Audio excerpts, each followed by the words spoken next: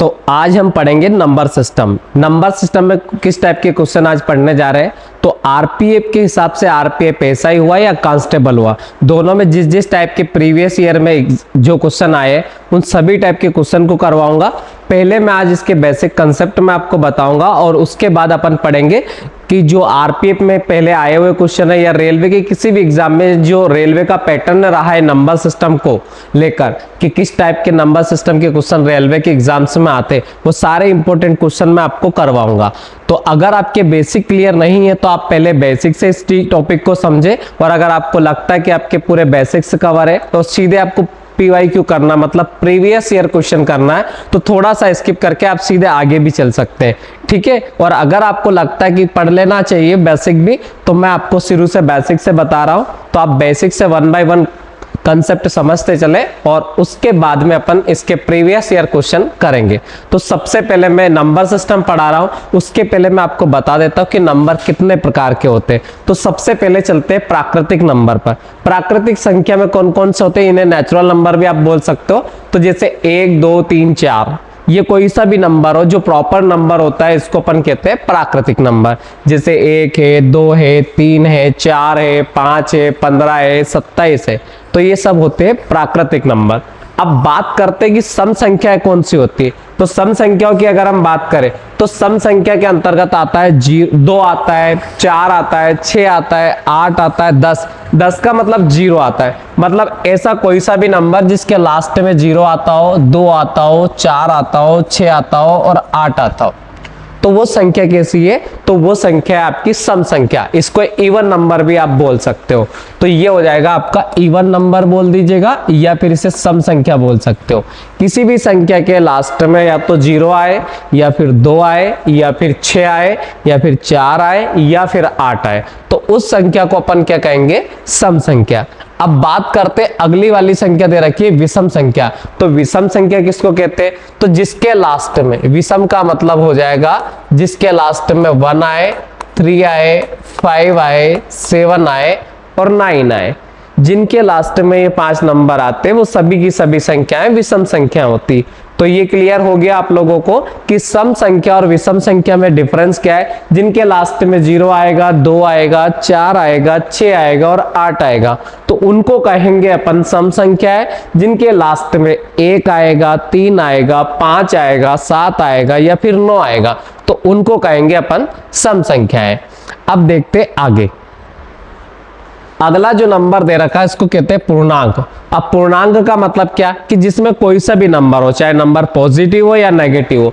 तो -3 दे रखा है, -2 दे रखा है, या माइनस में हो, प्लस में हो, बस वो प्रॉपर नंबर होना चाहिए, तो उसको अपन कहते हैं पूर्णांक। आया समझ में। जैसे -7 भी होता तो वो भी पूर्णांक है, पर वो प्राकृतिक नंबर नहीं है, ये चीज याद रखना। अब बात करते पूर्ण संख्या। पूर्ण संख्या का मतलब होता है होल नंबर, जिसमें माइनस नहीं आते पर 0 आता है, 1 आता है, 2 आता है और 3 आता है, तो इसको अपन क्या कहेंगे, तो इसको अपन कहेंगे पूर्ण संख्या। पूर्ण संख्या में 0 भी आता है, 1 भी आता है, ये चीज आपको याद रखना है, ठीक है।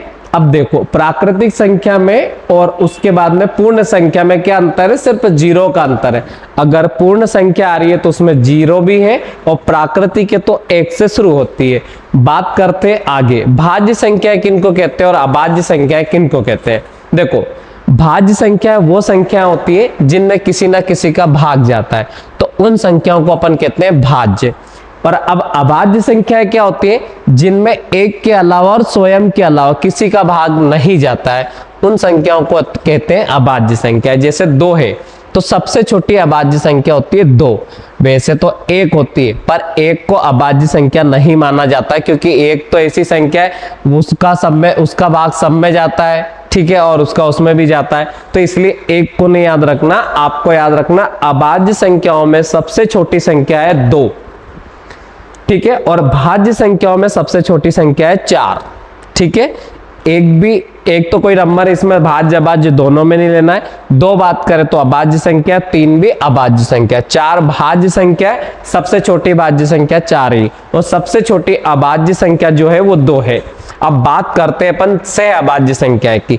तो सह अभाज्य संख्या कौन सी होती है मैं आपको बताता हूं कि जैसे यहाँ 5 और 7 दे रखा है, 2 और 3 दे रखा है, इसके 2-3 तरीके आप कैसे याद रख सकते हैं कि इनके जो कॉमन फैक्टर है या फिर इनके गुणनखंड है या तो 1 होता है और 1 के अलावा कोई इनका गुणनखंड नहीं होता है, तो उनको अपन कहते हैं सह अभाज्य संख्या। जैसे 5 और 7 का तो 1 के अलावा कोई फैक्टर नहीं है इनका, 2 और 3 का भी 1 के अलावा फैक्टर नहीं है, तो ये दोनों क्या है, अभाज्य मतलब सह अभाज्य संख्या है। या फिर ऐसे भी याद रख सकते हैं कि अगर आपको इनका एलसीएम निकालना हो और इनका एलसीएम निकालने के लिए दोनों का मल्टीप्लाई इनका एलसीएम आता है, तो भी आप सह अभाज्य संख्या इनको बोल सकते हैं। जैसे 7 और 5 का जब मैं एलसीएम लूंगा तो 35 आता है और इनका मल्टीप्लाई करूंगा तो भी 35 आता है, तो ये दोनों कैसी है, सह अभाज्य संख्या। जैसे अगर मैंने लिखा 8 और 12, इन दोनों का मल्टीप्लाई कर रहा हूं मैं तो 96 आ रहा है, और अगर मैं इन दोनों का एलसीएम ले रहा हूं तो 24 आ रहा है, तो ये दोनों सह अभाज्य संख्याएं नहीं है। ठीक है, ये चीज याद रखना है। अब इस टाइप के क्वेश्चन आते हैं रेलवे में, इसलिए मैंने आपको पहले ही बता दिया। अब बात करते हैं कि भैया अगली संख्या दे रखी है परिमेय संख्या और फिर दूसरी दे रखी है अपरिमेय संख्या। परिमेय संख्या क्या होती है, तो परिमेय संख्या फ्रैक्शन में आती है पर रूट के अंदर नहीं आती। अब यह रूट 4 दे रखा है पर रूट 4 का मतलब 2 होता है, तो इसलिए इसको परिमेय संख्या बोल सकते हो। 7/5 भी परिमेय संख्या है, मतलब रेशनल नंबर का मतलब ये कि वो फ्रैक्शन में आ सकती है, बस ये याद रखना। अब अपरिमेय संख्या क्या होती है, तो अपरिमेय संख्या का मतलब होता है जो रूट के भीतर होती है। जैसे रूट 5 है तो इसको बाहर नहीं किया जा सकता, तो ये अपरिमेय संख्या है। ऐसे कैसे 7 की बात करें, रूट 7 है, रूट 11 है, रूट 13 है। बात करते हैं वास्तविक संख्या क्या होती है। वास्तविक संख्या जिनको सोल्व किया जा सकता है, जैसे 4 है, रूट का 11 है, रूट का 4 मतलब 4/7 है, तो इनको कहते हैं अपन वास्तविक संख्या है। अब बात करते हैं कि अवास्तविक संख्या क्या होती है, तो जिनको सोल्व नहीं किया जा सकता, जैसे रूट माइनस का रूट 6 है, माइनस का रूट 5 है, माइनस का रूट 29 है, माइनस का रूट 15 है, तो ये सारी की सारी क्या हो जाएगी, अवास्तविक संख्या है। तो देखो इसमें मेरे हिसाब से जो सबसे ज्यादा इंपॉर्टेंट है, तो वो एग्जाम में आपके हिसाब से एक तो ये सह अभाज्य संख्या पूछी जाती है, भाज्य वाली पूछी जाती है, सम विषम पूछी जाती है, और ये अपरिमेय वाली भी पूछी जाती है। तो ये चीजें थोड़ा बेसिक आपको पता होना चाहिए। ठीक है, अब इसके बाद अपन इसको कंसेप्चुअली पढ़ते हैं। अब देखते हैं आगे। तो सबसे पहले अपन चलते हैं अगली वाली स्लाइड पे, मैं आपको बताते चल रहा हूं, बस थोड़ा पेशेंस रखना, सारा का सारा समझ में आएगा, ये मेरी गारंटी है। बाकी थोड़ा कंसेप्चुअल पढ़ना है तो थोड़ा सा टाइम आपको लगेगा। तो सबसे पहले अगर अपन बात करें तो मैंने इवन और ऑड आपको बता दिया कि एक इवन नंबर होता है और एक ऑड होता है। इवन को बोलते हैं अपन सम संख्या और ऑड को कहते हैं अपन विषम संख्या। अब मैं इवन और ऑड का डिफरेंस तो मैंने आपको बता ही दिया था, क्योंकि यहाँ से क्वेश्चन आ जाते हैं। तो इवन का मतलब जिसके लास्ट में 0 आए, 2 आए, 4 आए, 6 आए, 8 आए, ठीक है, तो ये हो जाएगा सम संख्या। जिसके लास्ट में 1 आए, 3 आए, 5 आए, 7 आए और 9 आए, तो ये हो जाएगी विषम संख्या। अब जैसे मैंने लिखा 1691, तो ये सम में की विषम है, तो ये संख्या विषम है। हमें सिर्फ लास्ट का 1 देखना है।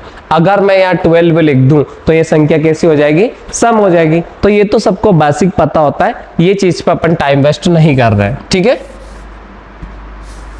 पर कई बच्चे 20 में कंफ्यूजन हो जाते हैं कि ये 20 जैसे मैंने लिख दिया तो ये सम है कि विषम है। तो बस आपको लास्ट में 0 देखनी है, और अगर लास्ट में 0 है तो ये क्या है, ये सम है। बस इतना आपको याद रखना है। अब चलते हैं आगे। अब देखो जो क्वेश्चन इसमें पूछे जाते हैं वो पूछे जाते हैं जाति मान और स्थानीय मान, लोकल वैल्यू और प्लेस वैल्यू दोनों से पूछी जाती है, और उससे रिलेटेड क्वेश्चन भी आते हैं। तो सबसे पहले अगर अपन बात करें कि जाति मान क्या होता है और स्थानीय मान क्या होता है, ये दोनों चीजें अपन समझते हैं कि जाति मान किसको कहते हैं और स्थानीय मान किसको कहते हैं। जाति मान को फेस वैल्यू भी बोलते हैं और इसको अपन प्लेस वैल्यू बोलते हैं। फेस वैल्यू के स्थान पर आप लोकल वैल्यू भी यूज कर सकते हैं। ठीक है, तो दो चीजें मैंने आपको बताई, एक चीज मैंने समझाई है जाति मान और एक चीज मैंने बताई है स्थानीय मान।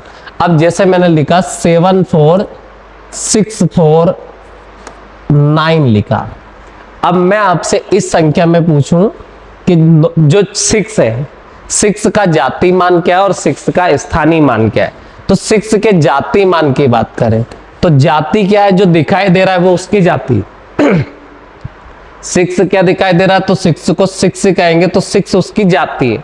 स्थानीय मान का मतलब है कि वो किस स्थान पर है, वो उसका स्थानीय मान है। तो वो तीसरे स्थान पर है और उसके बाद जितने नंबर है उतनी जीरो लगा देंगे। तो 6 के बाद 2 डिजिट और है तो 2 जीरो लगा देंगे। तो 6 का जाति मान 6 हो जाएगा और स्थानीय मान कितना हो जाएगा, 600 हो जाएगा। ये चीज आपको याद रखना है। अब अगर मैं आपसे कहूं कि भैया 7 का जाति मान कितना और स्थानीय मान कितना है, तो 7 का जाति मान तो 7 ही रहेगा, पर स्थानीय मान के लिए कितनी जीरो लग जाएगी उसके पीछे, तो उसके पीछे लग जाएगी 4 जीरो, क्योंकि उसके पीछे कितने डिजिट है, तो उसके पीछे डिजिट है 4। तो जितने डिजिट है उतने जीरो लगा देंगे।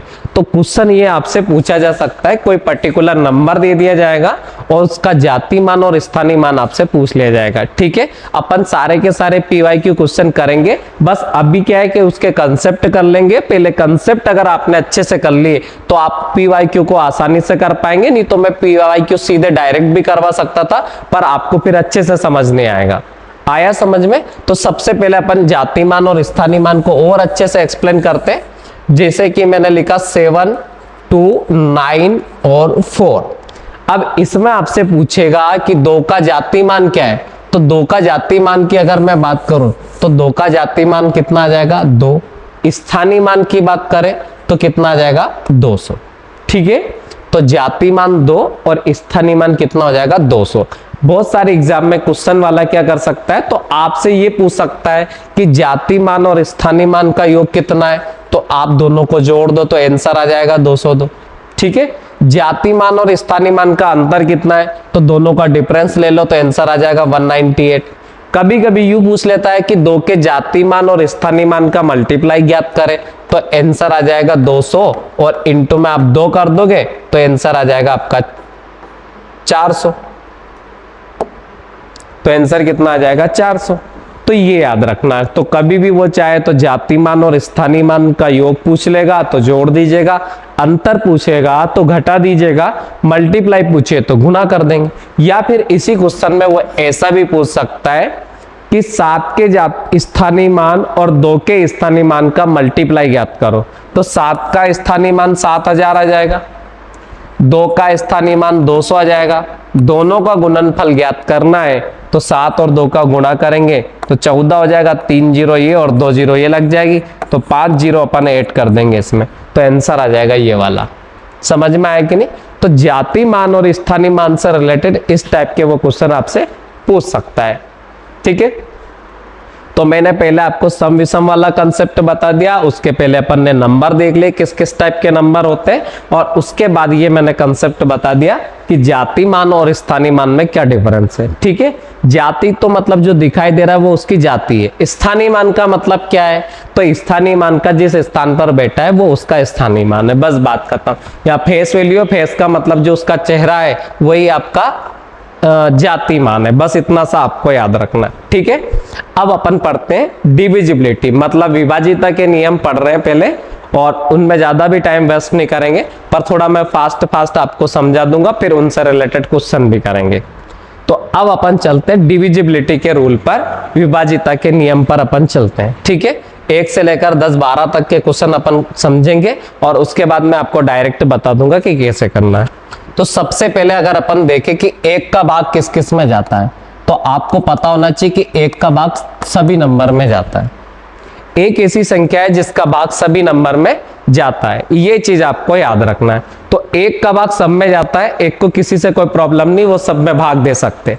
अब बात करते हैं कि 2 का भाग किस में जाता है। देखो मैं थ्योरी वगैरह नहीं लिखवाऊंगा आपको, और मुझे नहीं लगता तुम्हें लिखने की जरूरत भी है, तो अपन डायरेक्ट कंसेप्चुअल समझेंगे और 1 बाय 1 क्वेश्चन को करते चलेंगे।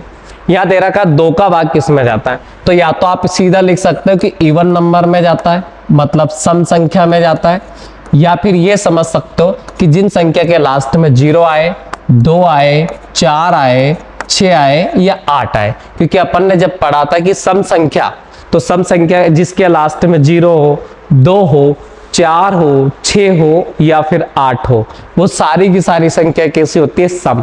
2 का रूल मैंने समझा दिया है कि 2 का भाग उन संख्या में जाएगा जो सम हो, या फिर एक दूसरी भाषा में समझ सकते हो जिनके लास्ट में या तो 0 हो या 2 हो या 4 हो या 6 हो या 8 हो, तो उन संख्या में 2 का भाग जा सकता है। जैसे अगर मैं एग्जांपल के तौर पर बताऊं आपको, 71 में 2 का भाग जाएगा क्या, नहीं जाएगा।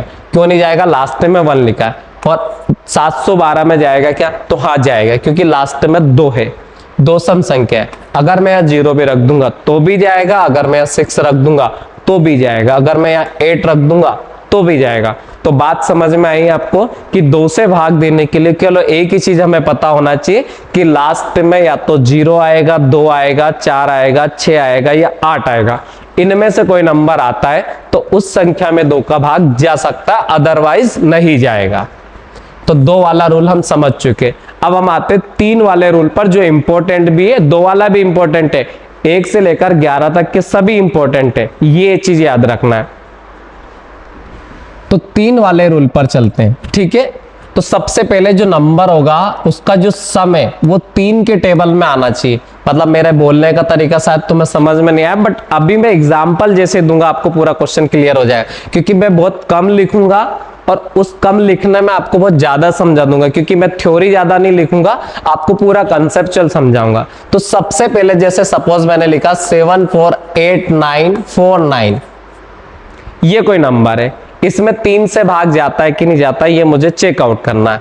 तो आपका जो बेसिक रूल है वो ये कहता है कि सभी नंबर को जोड़ते हैं और जोड़ने के बाद जो सम आता है उसमें 3 से भाग अगर जा रहा है तो उस संख्या में भाग जा सकता है, अदरवाइज नहीं जाएगा। मैं आपको बताता हूं, जैसे 7 में 4 जोड़ा तो 11 आया, 11 में 8 जोड़ा तो 19 आया, 11 में 8 जोड़ा तो 19 आया, और 19 में 9 जोड़ा तो 28 आया, 28 में 4 जोड़ा तो 32 आया, और 32 में 9 जोड़ा तो 41 आया। अब 41 में 3 का भाग जाता है क्या, तो नहीं जाता है, इसलिए इस संख्या में भी 3 का भाग नहीं जाएगा। ये चीज आपको याद रखना है। पर मैं आपको सजेस्ट करूंगा कि आप इस तरीके से इस क्वेश्चन को सोल्व ना करें। तो फिर इस क्वेश्चन को कैसे करेंगे, तो मैं आपको बता दूं कि इस टाइप का जब भी क्वेश्चन आए, 3 वाला हो या 9 वाला हो या कोई सा भी हो, तो 3 वाले और 9 वाले ऐसे टाइप के क्वेश्चन को अपन कैसे सोल्व करते हैं तो समझते हैं। सबसे पहले मैंने लिखा था या 7 या 4 या 8 या 9 या 4 या 9। तो इसमें आपको याद रखना है कि जो भी 3 से डिविजिबल होने वाले नंबर है उनको आप डायरेक्ट एलिमिनेट यहाँ पे कर सकते हैं। जैसे कि यह 9 है तो 3 का डिवाइड इसमें जाता है तो इसको हटा दीजिएगा, 9 है फिर से इसमें भी जाता है तो इसको भी हटा सकते हैं। अब 8 और 4 12 है, 12 में भी जाता है, 2 को भी जोड़ सकते हैं, 3 संख्या को भी जोड़ सकते हैं, पर जितना छोटा छोटा लेंगे उतना अच्छा रहेगा, सरल पड़ेगा। तो 8 4 12 में भी 3 का भाग जाता है तो ये दोनों भी हटा दीजिएगा। अब यहाँ बच गया 4, यहाँ बच गया 7, दोनों को जोड़े तो 11 आ रहा है। अब 11 में 3 का भाग जाता है क्या, तो नहीं जाता है, तो नहीं जाता है, तो इस संख्या में 3 का भाग नहीं जाएगा। ये चीज आपको याद रखनी। और अपन दूसरे क्वेश्चन से समझ लेते हैं, ठीक है। जैसे मैंने कोई नंबर लिखा, मैंने लिखा 13 और 13 के बाद में 5004 लिखा, ठीक है। अब अपन को इसको चेक करना कि इसमें 3 का भाग जाएगा या नहीं जाएगा।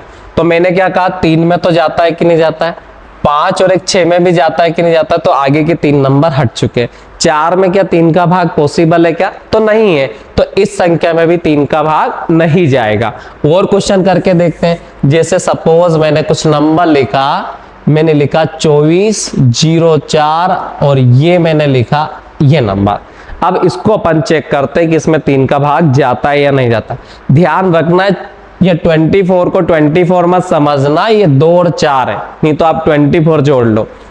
तो देखो यहां पर अगर अपन देखें तो 2 और 4 कितने हो गए, 6, तो 6 में 3 का भाग जाता है तो वो हटा दिया, फिर 4 और 2 6 में भी जाता है तो ये हटा दिया, बच गया कितना 8। तो अब 8 अगर लिखा है तो 8 में 3 का भाग नहीं जाता, तो इसमें भी 3 का भाग नहीं जाएगा।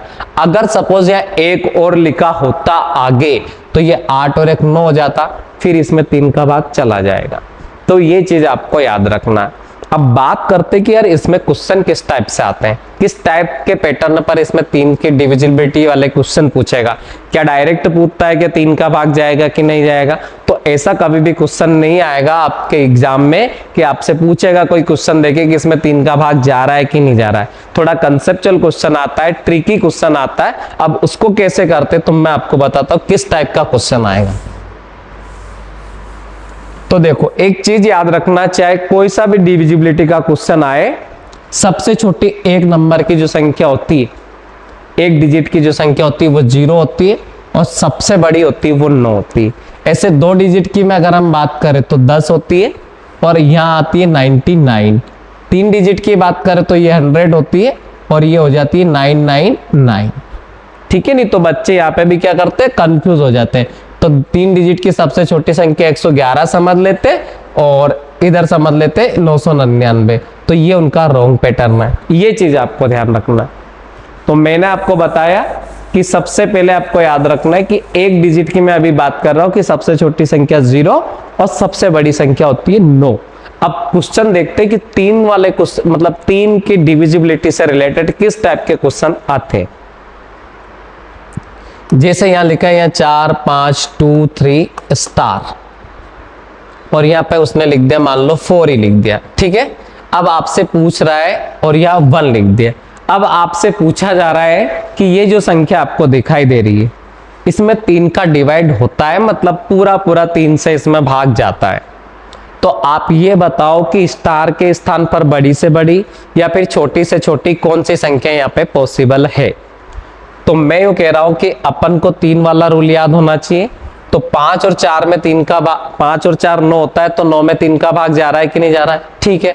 3 में 3 का भाग जा रहा है कि नहीं? तो जा रहा है। 4 और 2 6 में भी 3 का भाग जा रहा है कि नहीं जा रहा? अब स्टार के स्थान पर अपन को नहीं पता कि क्या रखना है, पर उसके लिए केवल एक नंबर और बच रहा है। अब अगर मैं स्टार के स्थान पर 0 रखता हूं, तो 0 में 1 जोड़ूंगा तो केवल 1 आएगा, तो ये तो पॉसिबल नहीं है, इसमें तो 3 का भाग नहीं जा सकता। अब 0 स्टार के स्थान पर अगर मैं 1 रखूं तो 1 और 1 2 होगा, तो 2 में भी 3 का भाग नहीं जा सकता। अब अगर मैं स्टार के स्थान पर 2 रख दूं तो 2 में 1 में जोड़ दूं तो 3 हो जाएगा, 3 हो जाएगा तो 3 का भाग चला जाएगा। तो स्टार के स्थान पर छोटी से छोटी संख्या तो आएगी 2। अब बड़ी से बड़ी संख्या जब वो पूछ रहा है तो अपन शुरू करेंगे 9 से। तो अगर मैं यहाँ 2 के स्थान पर 9 रखूंगा, क्या रखूंगा 2 के स्थान पर?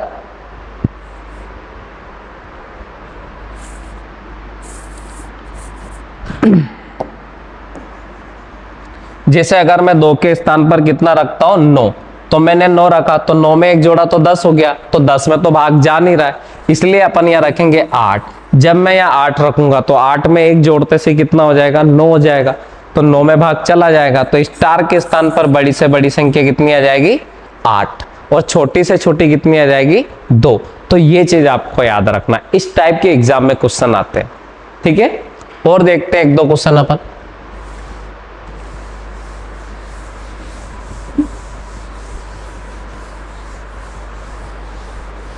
जैसे अगर मैंने सपोज ये कोई नंबर दिया 42693 स्टार, और फिर से स्टार दे दिया, 2 स्टार दे दिए, तो याद रखना कि अगर 2 स्टार है तो दोनों के स्थान पर सेम वैल्यू आना चाहिए। ऐसा नहीं कि एक स्टार की जगह अलग नंबर लिख लिया और दूसरे स्टार के स्थान पर अलग नंबर लिख लिया।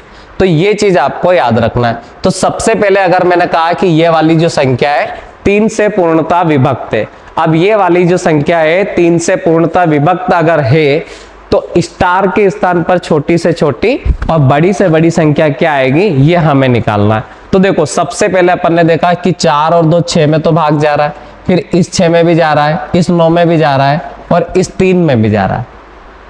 तो अब अगर हम दोनों स्टार के स्थान पर 0 और 0 रखें तो भी केवल 0 ही हो रहा है। अगर इस स्टार के स्थान पर 1 और उसके स्थान पर भी मैं 1 रखूं तो फिर भी सम 2 होगा, और 2 में 3 का भाग जाता नहीं है। अब इसके स्थान पर 2 रखूं और इसके स्थान पर 2 रखूं तो भी सम कितना आ रहा है? 4 आ रहा है, तो फिर भी पॉसिबल नहीं है।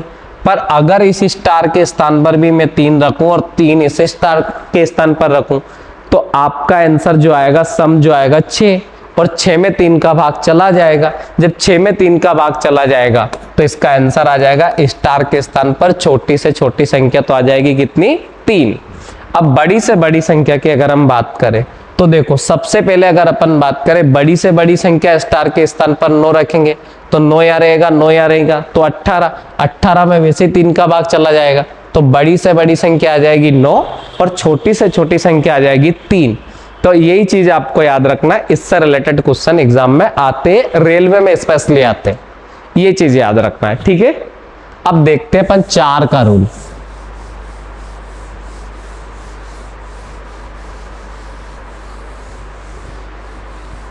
चार का रूल क्या कहता है ये याद रखें। तो देखो 4 के अगर रूल की हम बात करें तो इसमें आपको लास्ट की 2 डिजिट चेक करनी है। क्या चेक करना, लास्ट की 2 डिजिट। एक्चुअल में मैं आपको बताता हूं कि 2 के मल्टीपल वाले सबका रूल बहुत बेसिक है कि देखो 2 में क्या है कि लास्ट की 1 डिजिट देखनी होती है और 4 में क्या है कि लास्ट की 2 डिजिट देखनी है और 8 में क्या है कि लास्ट की 3 डिजिट देखनी रहेगी और 16 में क्या है कि लास्ट की 4 डिजिट देखनी रहेगी।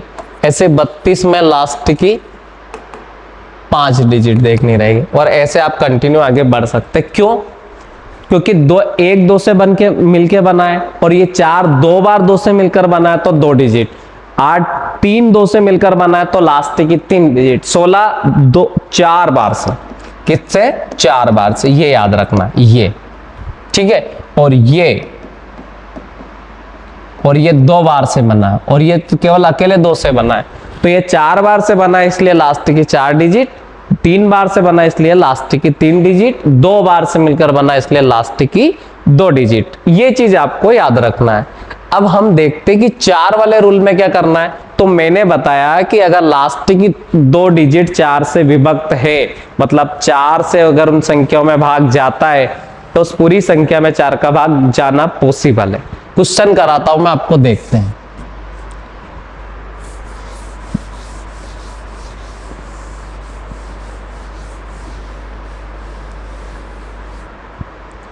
जैसे अगर मैं बात करूं, यहां दे रखा है 64 के पहले दे रखा है 264। अब अगर मैं आपसे कहूं कि इसमें 4 का भाग जा रहा है कि नहीं जा रहा है, ठीक है, तो इसमें 4 का भाग जा रहा है कि नहीं जा रहा है, तो इसके लिए केवल आपको लास्ट की 2 संख्या चेक करनी और लास्ट की 2 संख्या में अगर हम चेक करें तो 64 में 4 का भाग जा रहा है क्योंकि 4 का देंगे तो 16 बार चला जाएगा।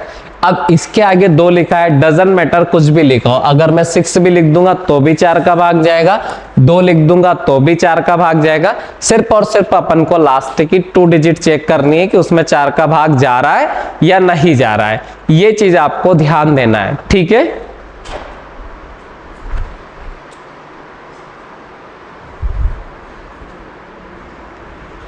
तो इसमें 4 का भाग जा रहा है क्योंकि लास्ट की 2 डिजिट में जा रहा है, बस इतना सा ध्यान रखना है। और आगे मैं बताता हूं दूसरा टाइप। अगर मैं कहूं कि इसमें 4 का भाग जाएगा क्या, तो नहीं जाएगा। क्यों नहीं जाएगा? क्योंकि 46 में 4 का भाग नहीं जाता है। अगर मैं यहाँ 62 कर देता हूं तो अब 4 का भाग जाएगा क्या, तो अब भी नहीं जाएगा क्योंकि 62 में भी नहीं जाता है। अब अगर मैं लिख दूं 24 कर दूं तो अब जाएगा क्या, तो हाँ जाएगा क्योंकि 24 में 4 का भाग जाता है। ये चीज आपको याद रखनी है, ठीक है। अब और क्वेश्चन देखते हैं। अब जैसे आपको ये दे दे वो क्वेश्चन कि भैया 2 4 6 9 स्टार, ये कोई संख्या दे रखी है और इसमें 4 का भाग जाता है, इसमें 4 का भाग जाता है, तो स्टार के स्थान पर छोटी से छोटी और बड़ी से बड़ी संख्या क्या आएगी। तो देखो अगर इसमें 4 का भाग जाता है तो हमें लास्ट की 2 संख्या से मतलब है और किसी से कोई मतलब नहीं है, तो मैंने यहां से उठाया 9। अब छोटी से छोटी संख्या मैंने आपको पढ़ा दिया था कि 0 होती है और बड़ी से बड़ी 9 होती है 1 डिजिट में। अब मैंने अगर 9 के साथ में 0 रखूं स्टार के स्थान पर तो क्या 90 में 4 का भाग जाता है कभी, तो नहीं जाता है, तो 0 तो पॉसिबल नहीं है। अब अगर मैं यहाँ 1 रखूं तो 91 में भी नहीं जाता है, ये भी पॉसिबल नहीं है। अब अगर मैंने यहाँ 2 रखा तो 2 में मतलब 92 में 4 का भाग जाता है, तो इसलिए छोटी से छोटी संख्या तो आ गई 2। फिर देखते हैं बड़ी से बड़ी क्या आएगी। तो बड़ी से बड़ी अगर अपन को संख्या चेक करनी है तो अपन सबसे बड़ी संख्या यहाँ पे 9 रखते हैं। तो 99 में 4 का भाग जाता है क्या? तो नहीं जाता है, तो 9 नहीं आएगा। 8 रखें तो 98 में भी नहीं जाता है। अगर मैं इसमें 7 रखूं तो 7 97 में भी नहीं जाता है। अगर मैं 6 रखूं तो जाता है। तो इसलिए बड़ी से बड़ी संख्या 6 और छोटी से छोटी संख्या यहाँ आएगी 2। तो इस टाइप का कोई सा भी क्वेश्चन हो, सिर्फ आप लास्ट की 2 डिजिट की हेल्प से इस क्वेश्चन को कर सकते हैं। तो 4 वाला रूल भी अपना क्लियर हो गया। और भी जब अपन इससे रिलेटेड क्वेश्चन करेंगे तो मैं वहां पर और अच्छे से एक्सप्लेन कर दूंगा।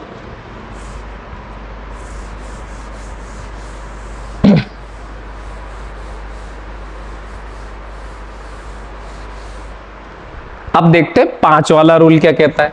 जब भी 5 वाला रूल है, बड़ा बेसिक है, सबको ही पता होगा कि अगर लास्ट में 0 आता है या 5 आता है तो उस संख्या में 5 का भाग जाएगा, अदरवाइज नहीं जाएगा। जैसे मैंने लिखा 91, तो 91 में 5 का जाता है क्या? तो नहीं जाता है, पूरा नहीं जाता है। पॉइंट में तो कभी भी दे सकते हैं, ये चीज आपको याद रखना। अब अगर मैंने 910 रखा तो अब तो जाता है, 9105 रखा तो बिल्कुल जाता है, क्योंकि मैंने बताया ना लास्ट में इधर 0 हो या फिर 5 हो, ये 2 संख्याओं में से कोई सा भी नंबर होगा तो उस संख्या में 5 का भाग जाएगा, अदरवाइज नहीं जाएगा। ये चीज आपको याद रखना है, ठीक है। अब अपन बात करते 6 की। 6 बहुत आसान है और 6 बहुत रूल बनाएगा आपके लिए। सबसे ज्यादा इंपॉर्टेंट होगा यहाँ पर 6, क्योंकि जो भी हाई लेवल के क्वेश्चन आएंगे वो इससे अपन समझ पाएंगे। देखो सबसे पहले करना क्या है, 6 किससे मिलकर बना हुआ है इस चीज को समझते हैं। तो जो 6 मिलकर बना हुआ है वो 2 और 3 से बना हुआ है।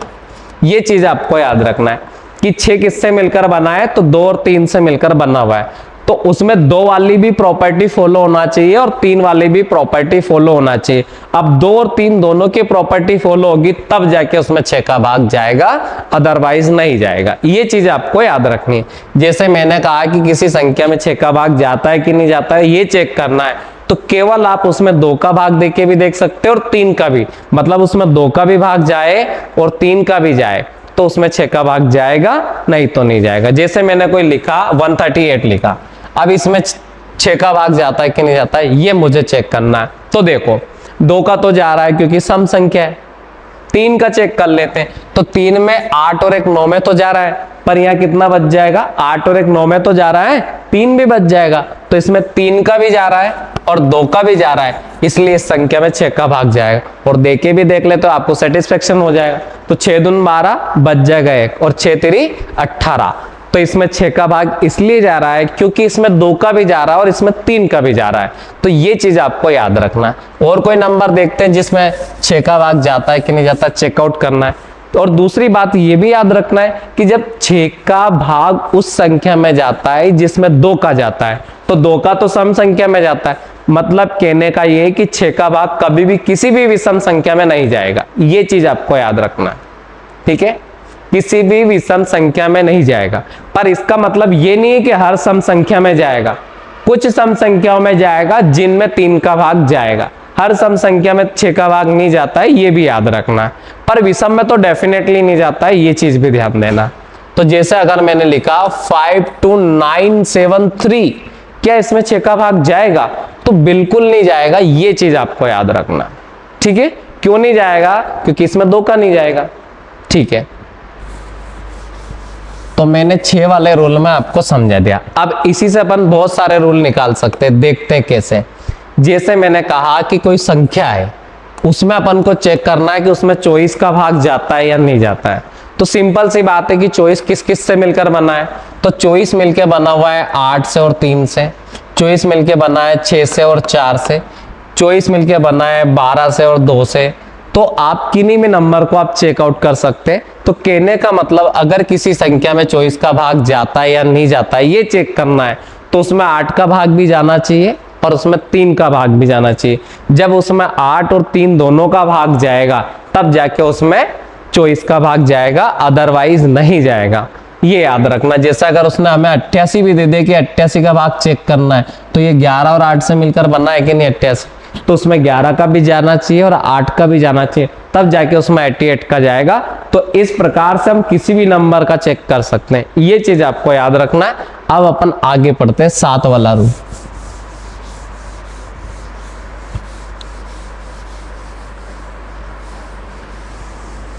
सात वाले रूल पे चलते हैं। सात वाला रूल तो कोई मतलब का रूल नहीं होता है, फिर भी मैं आपको बता देता हूं। उससे बेटर तरीका तो ये रहेगा कि आप डिवाइड करके खुद चेक कर लो, पर मैं बता देता हूं आपको कि रूल क्या है।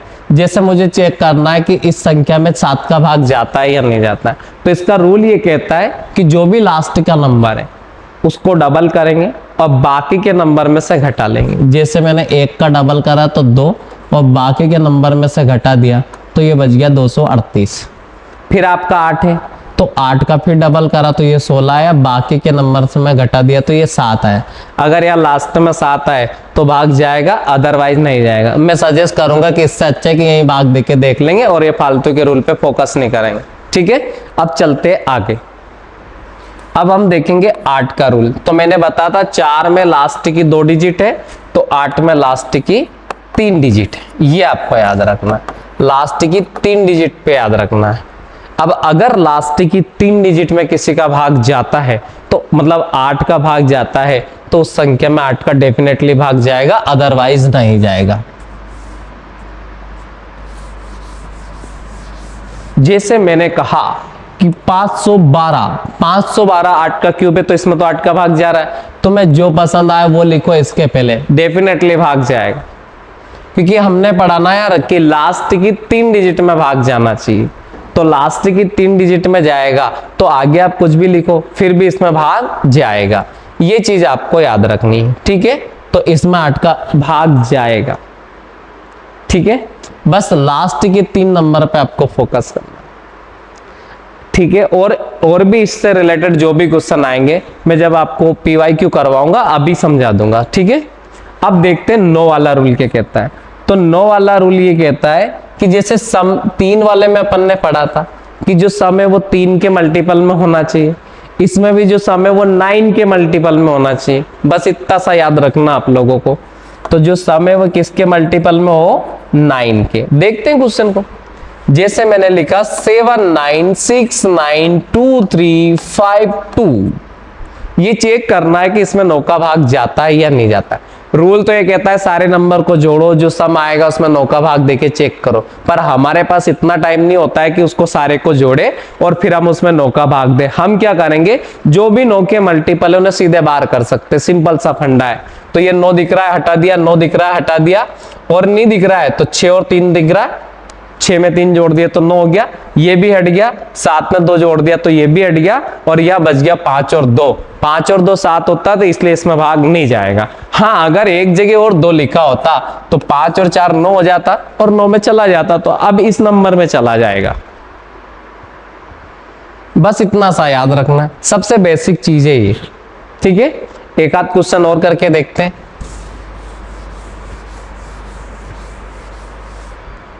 अब अगर हम बात करें कि जिसे मैंने लिखा 4 9 6 3 2 5 7 9 2 2, इसमें 9 का भाग जाता है कि नहीं जाता चेक करना है। देखते हैं। तो देखो दिखाई दे रहा है 9 तो जाएगा, 6 और 3 9 में भी जाएगा। फिर हम बात करें कि 5 और 4 9 में भी जाएगा, 7 और 2 9 में भी जाएगा और 9 में भी जाएगा। वहां बच गया 2 और 2 4, 4 में भाग जाता है क्या, नहीं जाता है, तो इसका आंसर आएगा कि इसमें भाग नहीं जाएगा। अब अगर मान लो वो ऐसे ही क्वेश्चन देते हुए बेचारा यहाँ स्टार लिख देता, क्या लिख देता, स्टार लिख देता। अब बोलता है कि अब भी इसमें 9 का भाग जाता, तो बताओ स्टार के स्थान पर क्या आएगा। तो 2 और 2 4, 9 पूरा करना है तो 4 में कितना जोड़ू कि 9 हो जाए, तो आंसर आएगा 5। तो स्टार के स्थान पर कितना आएगा, 5। ये याद रखना। और ये भी याद रखना है कि इसमें छोटी से छोटी पूछे या बड़ी से बड़ी पूछे, सिर्फ एक ही नंबर इसका आंसर होगा, क्योंकि 0 से 9 के बीच में एक ही तो गैप बनता है 9 तक का, तो इसलिए एक ही नंबर बनेगा, इसमें 2 नहीं बनेगा। 3 में 2 क्वेश्चन, 2 आंसर आएंगे, ये चीज याद रखना, ठीक है। अब अपन देखते हैं 10 वाला रूल क्या कहता है। 10 वाला रूल सबसे सरल है, लास्ट में 0 होना चाहिए, बस क्या होना चाहिए, लास्ट में 0। तो ये तो सबको ही पता है कि लास्ट में 0 होगा तो 10 का भाग जाएगा, अदरवाइज नहीं जाएगा। अब देखते 11 वाला रूल क्या कहता है।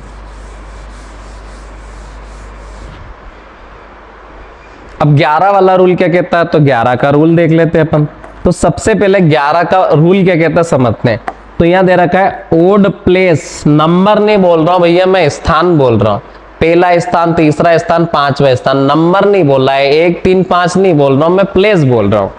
तो ओड प्लेस बराबर इवन प्लेस, बराबर का मतलब बराबर नहीं है, यहां सम है। ओड प्लेस के नंबरों का योग और इवन प्लेस पर रखे हुए नंबरों का योग अगर बराबर आता है या फिर उनका डिफरेंस 11 आता है तो उन संख्या में 11 का भाग जाएगा, अदरवाइज नहीं जाएगा। देखते हैं कैसा क्वेश्चन है, कैसे समझते हैं। जैसे सपोज मैंने लिखा 4 6 2 2 और 6 4 और 1 1, ये संख्या मुझे चेक करनी है कि इसमें 11 का भाग जाता है या नहीं जाता है। ठीक है, तो सबसे पहले ओड नंबर और इवन नंबर नहीं देखना है, हमें देखना है उनके प्लेस को, और प्लेस की भी सूझनी पड़े, समझनी है आपको, तो आप एक नंबर छोड़ के एक अल्टरनेट नंबर का सम देख सकते हो। जैसे मैं 4 के आगे बढ़ूं तो 6, 2 आया तो 6, 6 में 6 जोड़ा तो कितना हो गया 12, 12 और 1 कितना हो गया 13, तो इधर के अंकों का योग कितना आया 13। यहां देखा तो 6 और 2 8, 8 4 12 और एक इधर का 13, इधर भी 13 आ गया। जब दोनों साइड बराबर आएगा तो इस संख्या में 11 का भाग जाएगा, डेम श्योर है। या तो दोनों की तरफ बराबर सम आए या फिर इनका डिफरेंस जो है वो 11 है, तब इसमें भाग जाएगा। मतलब यहाँ 11 के स्थान पर अगर 2 भी आता ना तो भी इसमें भाग चला जाता। अगर यहाँ 13 आता और यहाँ कितना आता 2 तो भी चला जाता, क्योंकि दोनों का गैप कितना बन रहा है 11, ये चीज याद है। हाँ 24 आता तब भी चला जाता, क्योंकि फिर भी तो 11 है ना, ये चीज याद रखना बस आप लोगों। ठीक है, अब मान लो कि इसी क्वेश्चन में मैं एक क्वेश्चन और बना के बताता हूं, फिर समझते हैं।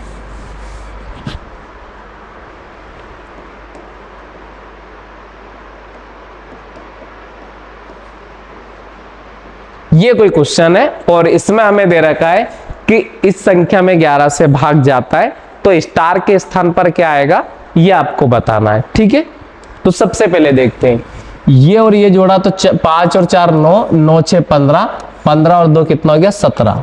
यह देखा तो 2 प्लस स्टार, तो ये स्टार लिख दिया, और 2 में 6 जोड़ा तो कितना हो गया 8, 8 में 2 जोड़ दिया तो कितना हो गया 10। अब ये 10 इधर आया तो ये 7 हो गया और इधर स्टार आ गया, तो स्टार के स्थान पर क्या आएगा 7, तो इसका आंसर आ जाएगा 7। ठीक है, तो ये डिविजिबिलिटी के कुछ रूल थे, बड़े बेसिक से रूल है, ऑलमोस्ट 5th 6th में पढ़ाते हैं इन चीजों को। अगर आपको फिर भी कंफ्यूजन है तो आप मुझसे पूछ सकते हैं कमेंट करके, और अगर नहीं है तो सीधे अपन आगे क्वेश्चन करते हैं। ठीक है, तो अब इसके बाद अपन क्वेश्चन करेंगे। तो मैं आपको बताने जा रहा हूं कि यूनिट डिजिट से रिलेटेड कुछ क्वेश्चन आते हैं, 1-2 टाइप के कंसेप्ट और बचे हुए, उसके बाद अपन सारे के सारे PYQ एक साथ ही करेंगे, और कुछ अलग टाइप का जब भी कंसेप्ट बीच में आता है तो वो उस क्वेश्चन के साथ ही मैं आपको एक्सप्लेन कर दूंगा। ये चीज आपको याद रखनी है। ठीक है, तो सबसे पहले अगर अपन बात करें इस टाइप के क्वेश्चन में, तो यूनिट डिजिट से रिलेटेड क्वेश्चन मैं आपको बताने जा रहा हूं। ठीक है, अब देखो यूनिट डिजिट वाले क्वेश्चन में मैं बहुत डीप में कंसेप्चुअल नहीं चलूंगा, मैं आपको फटाफट आंसर बताते चलूंगा। ठीक है, तो सबसे पहले जैसे हमें क्वेश्चन दे रखा कि यहाँ 42 है, इनटू में 59 है, इनटू में 23 है, जब इनका मल्टीप्लाई किया जाए तो इकाई वाला अंक क्या आएगा, इस टाइप का क्वेश्चन हमें वो दे रखा है। ठीक है, उसने 1 भी लिख दिया आगे। तो इस टाइप का जब भी क्वेश्चन होगा तो हम कैसे करेंगे, इकाई वाला अंक मतलब, तो 2 का 9 में मल्टीप्लाई करेंगे, तो 2 का 9 में करा तो 18 आया।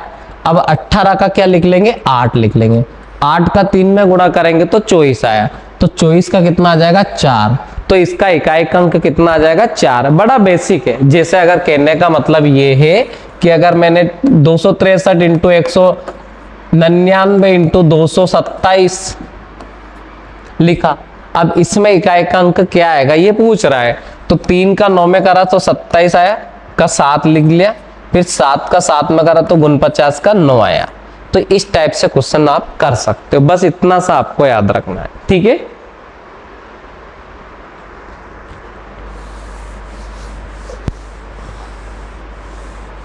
अब अगर मानना कि 146 है, इंटू 52 है, इंटू 97 है, इंटू 29 है, इंटू आगे 154, इन सब का मल्टीप्लाई है का यूनिट डिजिट हमें बताना है। तो यह 4 का 6 में करा तो 24 का फिर 4 आया, 4 का 2 में करा तो 8 आया, 8 का 7 में करा तो 56 का 6 आया, 6 का 9 में करा तो 15, 6 का 9 में करेंगे तो 54 का 4 आया। ठीक है, तो इसका आंसर आएगा यूनिट डिजिट में 4। ये चीज आपको याद रखना है। तो सबसे पहले इसका आंसर यूनिट डिजिट में कितना आ जाएगा? 4। ठीक है,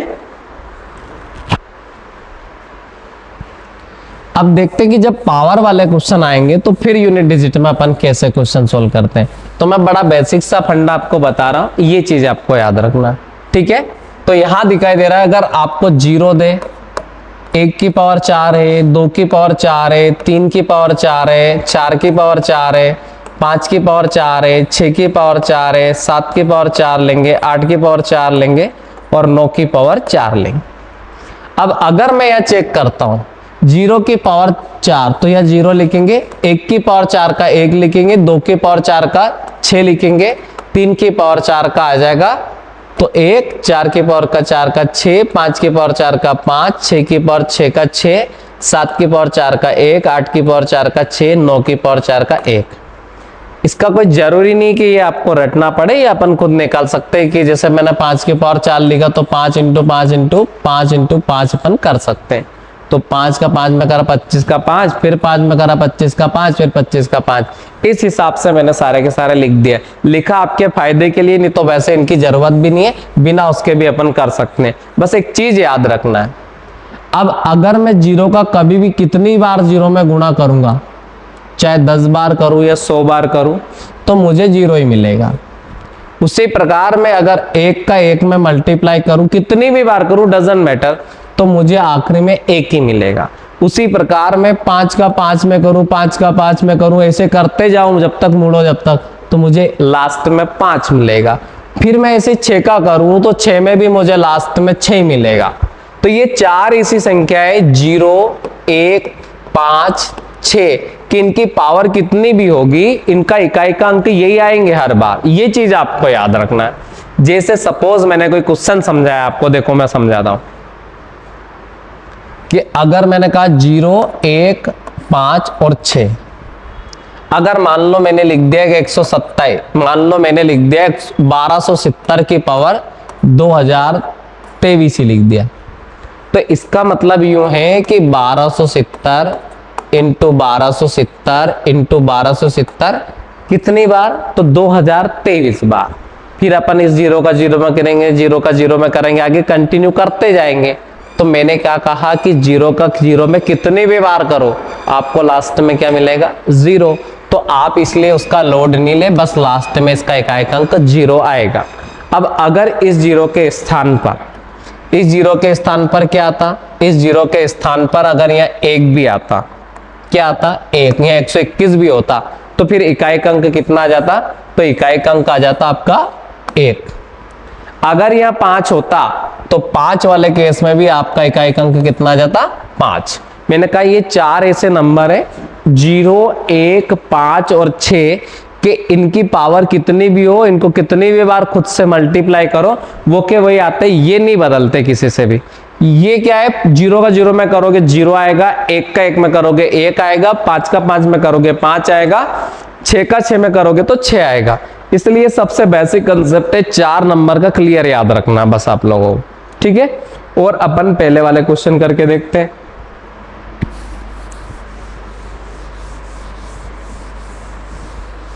अब देखो, जैसे अगर मुझे क्वेश्चन दे रखा है 24 की पावर 118 दे रखा है, अब इसका इकाई का अंक मुझे बताना है। मैंने ये कहा आप लोगों से कि इसका मतलब ये है कि 24 इंटू 24 इंटू 24 इंटू 24 मुझे लिखना है, कितनी बार लिखना है, तो 118 बार लिखना है। फिर यूनिट डिजिट निकालना है। मेरे पास इतना टाइम नहीं कि मैं इनको 118 बार लिखूं, मैं डायरेक्ट क्वेश्चन करूंगा। डायरेक्ट क्या करना है कि 4 का भाग दूंगा और वो भी लास्ट की 2 डिजिट में दूंगा, क्योंकि बहुत सारे लोग होते हैं 4 का तो देते हैं, वो 4 का ही क्यों देते हैं उसका रीजन मैं आपको बता। 7 की पावर 4 में भी बना रहा है, 7 की पावर 8 में भी बनाएगा, 7 की पावर 12 में भी बनाएगा। उसी प्रकार 2 की पावर 4 में अगर 6 आता है तो 2 की पावर 8 में भी 6 आएगा, 2 की पावर 12 में भी 6 आएगा, क्योंकि पावर 4 के बाद सेम नंबर का रिपीटेशन होना स्टार्ट हो जाता है।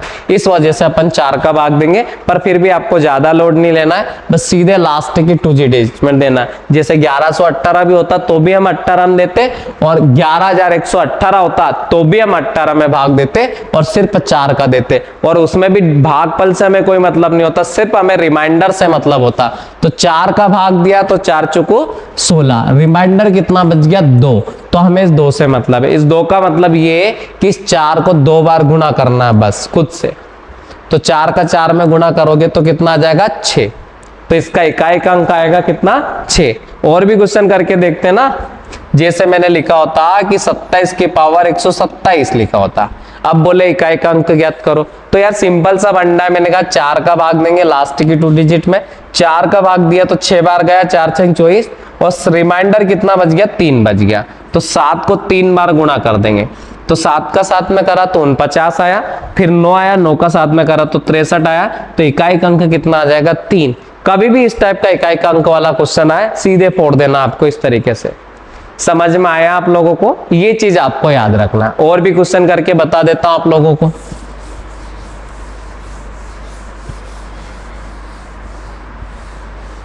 जैसे यहां पर लिखा होता कि 124 की पावर 2024, ये क्वेश्चन लिखा है। अब बोले 4 का भाग देना है, तो हाँ देते ना, 4 का भाग पूरा पूरा चला गया, रिमाइंडर क्या बचा 0। जब रिमाइंडर 0 बचेगा तो 4 की पावर 4 ही लेनी है, बस बात खत्म। रिमाइंडर 0 बचेगा तो 4 की पावर 4, और मैंने लिख भी दिया यहाँ पर 4 की पावर 6 का यूनिट डिजिट 6 आएगा। बोले हमें तो समझ नहीं आया याद कैसे रखेंगे, तो करना कुछ नहीं, 4 को 4 बार मल्टीप्लाई कर देंगे, ये कर देंगे। 4 का 4 में करा 16 आया, 16 का 6, 6 का 4 में करा 24 आया, 24 का 4, 4 का फिर 4 में करा तो फिर 6। तो आप ऐसे भी निकाल सकते, रटने की जरूरत नहीं, और रटना है भी नहीं आपको, ये चीज याद रखना है। तो जब पावर बराबर है, मतलब जब भाग पूरा पूरा जाएगा तो आपको क्या करना है, पावर 4 लेनी है, बस याद रखना। और भाग जाने के बाद में रिमाइंडर बच जाता, तो जितना रिमाइंडर बचेगा वो याद रखना। अब बोले कि कभी इस टाइप का क्वेश्चन आया तो फिर क्या करेंगे, जैसे यहां लिखा है 217 की पावर 1203 लिखा है। अब बोले इसमें तो लास्ट की 2 डिजिट में भाग ही नहीं जा रहा है 4 का, तो जब भाग नहीं जाएगा ना, तो जितना भाग नहीं जा रहा है तो जो बचा 4 से जितनी छोटी संख्या बस उतनी बार लेना। तो 3 है यहाँ पे, बस 7 को 3 बार लेना, बात खत्म। तो 7 का 7 में 49 का 9, 9 का 7 में 63 का 3, तो इसका एक अंक आ जाएगा कितना 3। ये चीज आपको याद रखना है, ठीक है। देखते हैं आगे।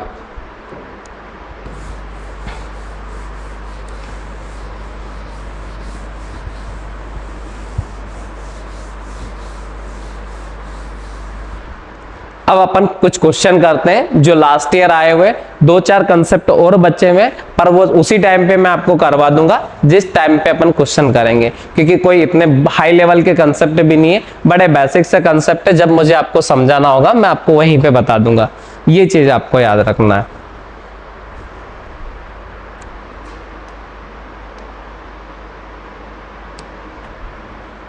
तो ये मेरी पीपीटी बनी हुई है, इसमें भी आप कुछ क्वेश्चन देख सकते हो, और ये अपन ने पढ़ भी लिया वैसे।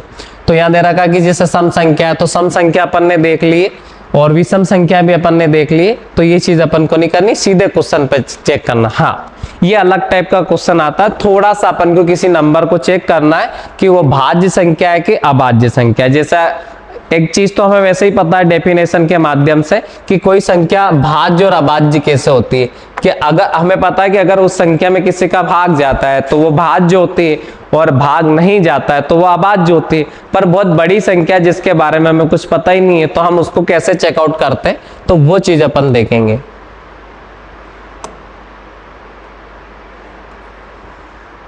जैसे यहां दे रखा है कि 173 एक अभाज्य संख्या है या नहीं है, ये हमें चेक करना है। सीधे अपन क्वेश्चन पे चलते, कंसेप्ट पे मत जाना तुम तो सबसे पहले मैंने ये लिखा 173।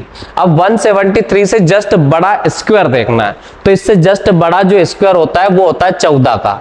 इससे जस्ट बड़ा जो स्क्वायर होता है वो किसका होता है, 14 का होता है, 196। ये वाली बात समझ में। अब मैं यूं कह रहा हूं कि 14 से जस्ट छोटे जो अभाज्य संख्या होती है, जिनको प्राइम नंबर कहते हैं, जैसे 1 है, 3 है, 5 है, 7 है, 7 के बाद 11 है और 13 है। अब अगर इनमें से इसमें भाग जाता है, एक को छोड़ के, अगर इनमें से इसमें भाग जाता है तो ये क्या है, भाज्य है, और अदरवाइज ये अभाज्य है। तो सिर्फ इनका भाग दे दे के हमें देखना है। तो देखो 5 का तो इसमें जाना पॉसिबल है नहीं, 3 का चेक करते तो 7 और 8 3 11 हो रहा है, 3 का जा नहीं सकता। 7 का देखेंगे तो 7 दून 14 और बचेंगे कितने 3, मतलब 14 के बाद 3 बचेगा 33 में 7 का भाग जाएगा नहीं। 11 का देखेंगे तो 11 का रूल मैंने बता दिया, 11 कम 11 बचेगा 6 तो हो जाएगा 63, उसका जा नहीं रहा है। 13 का देखेंगे तो 13 का 169 होता है तो उसका जा नहीं रहा है। तो इसका मतलब है कि ये अभाज्य संख्या है। ये चीज याद रखना, कोई सी भी संख्या हो, जरूरी नहीं कि आपको ये याद रखना है। अपन दूसरा क्वेश्चन भी करके देख सकते हैं ना कि वो भाज्य के अभाज्य, थोड़ी बड़ी संख्या ले लेते हैं अपन। जैसे अगर मान लो मैंने लिखा 419 लिया, अब ये भाज्य या अभाज्य मुझे जस्ट चेक करना है। अब हम देखेंगे कि ये भाज्य के अभाज्य, तो इससे जस्ट बड़ा जो स्क्वायर होता है वो 21 का होता है, 441 होता है। तो इससे जस्ट 21 से जो छोटी संख्या है, जैसे 19 है, 17 है, 13 है, 11 है, 7 है, 5 है और 3 है और 2 है। अगर इनमें इनका भाग दे दे के देख लेंगे कि अगर इसका इसमें से किसी का जा रहा होगा तो वो भाज्य, अदरवाइज अभाज्य। तो देखो 2 का तो पॉसिबल है नहीं, 3 का देखे तो 3 का भी पॉसिबल है नहीं, 5 का देखे तो लास्ट में 5 चाहिए, 7 का भाग देखेंगे तो 7 का चेक कर लेते, 7 का 5 बार जा रहा है 35 और बचेगा कितना, 35 के बाद 6 बचेगा, 63 में जाता है, 69 में नहीं जाता है। 7 का पॉसिबल है नहीं, 9 4 13, 13 आ रहा है, उधर 1 आ रहा है तो अंतर 12 आ रहा है, तो 11 का पॉसिबल है नहीं।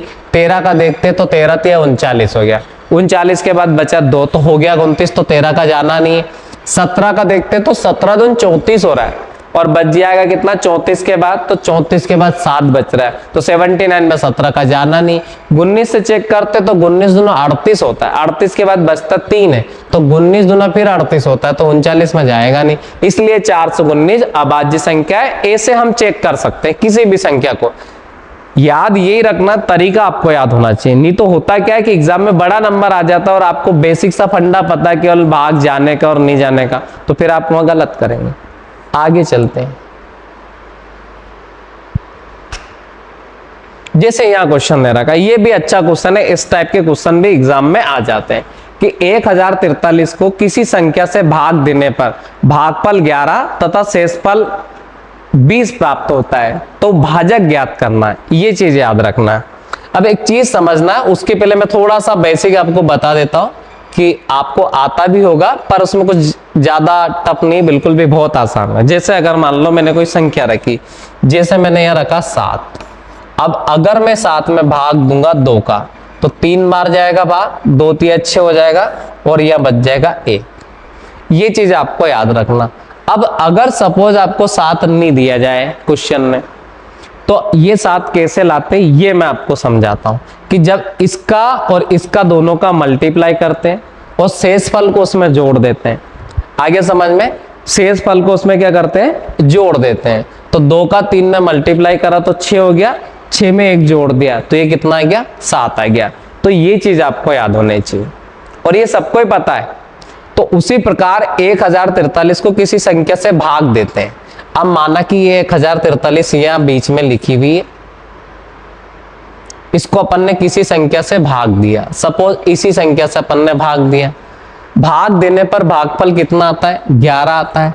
शेषफल कितना आता है, तो शेषफल कितना आता है, तो ये शेषफल आता है 20 आता है।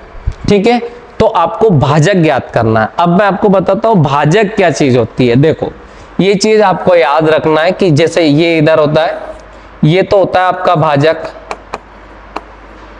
ये होता है आपका भाज्य, ये होता है भागफल और नीचे जो आता है वो आता है शेषफल।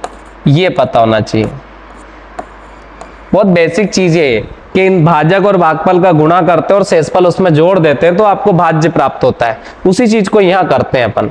अब अगर मान लो मैं 11 का इसमें मल्टीप्लाई करूं, 11 का मैं किस में मल्टीप्लाई करूं, इसमें, तो मुझे मिलेगा 11x, फिर उसमें मैं क्या जोड़ूं 20, तो मुझे मिलना चाहिए ये भाज्य। तो यहां बराबर में लिख सकता हूं मैं 1043।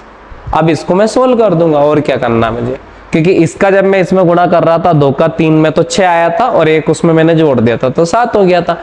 उसी प्रकार उसको मैं लिख देता हूं। तो देखो करते हैं अपन क्वेश्चन, बहुत बेसिक है।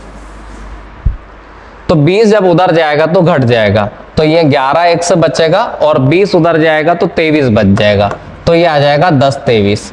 फिर x की वैल्यू निकालनी है तो 11 का 9 में करेंगे 99 और 3 बार और भाग चल जाएगा, तो x का जो मान आ जाएगा मतलब भाजक जो आ जाएगा वो आ जाएगा 93। तो इसका आंसर कितना है 93। ये चीज याद रखना है बस आप लोगों को, ठीक है। बहुत बेसिक कंसेप्ट है, उधर का भाजक है, ये भाज्य, ये भागफल है, ये शेषफल है, बस।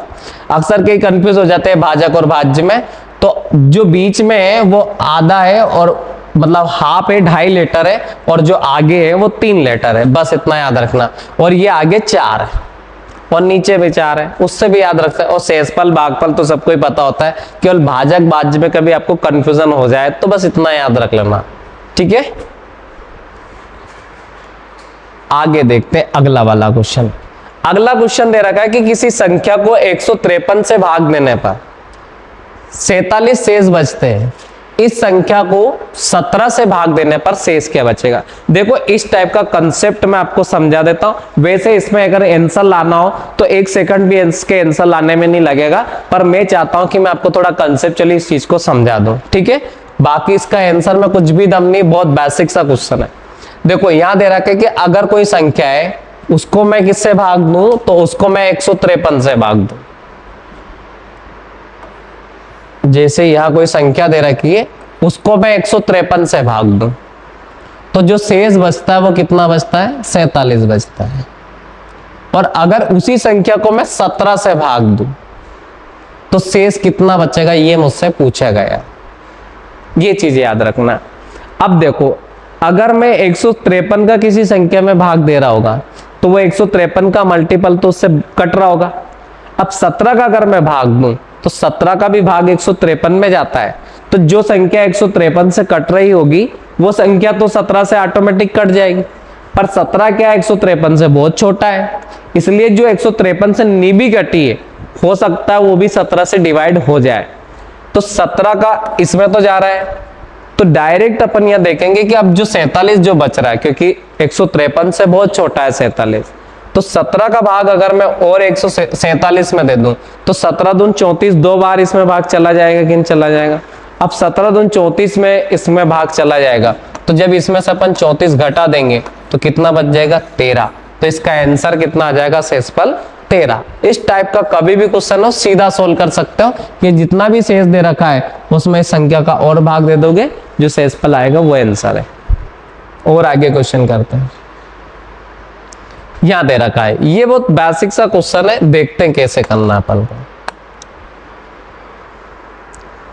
यहां दे रखा है कि 6 7 3 5 स्टार 1 का अल्पतम मान क्या होगा जिससे प्राप्त संख्या 9 से पूर्णतः विभक्त हो।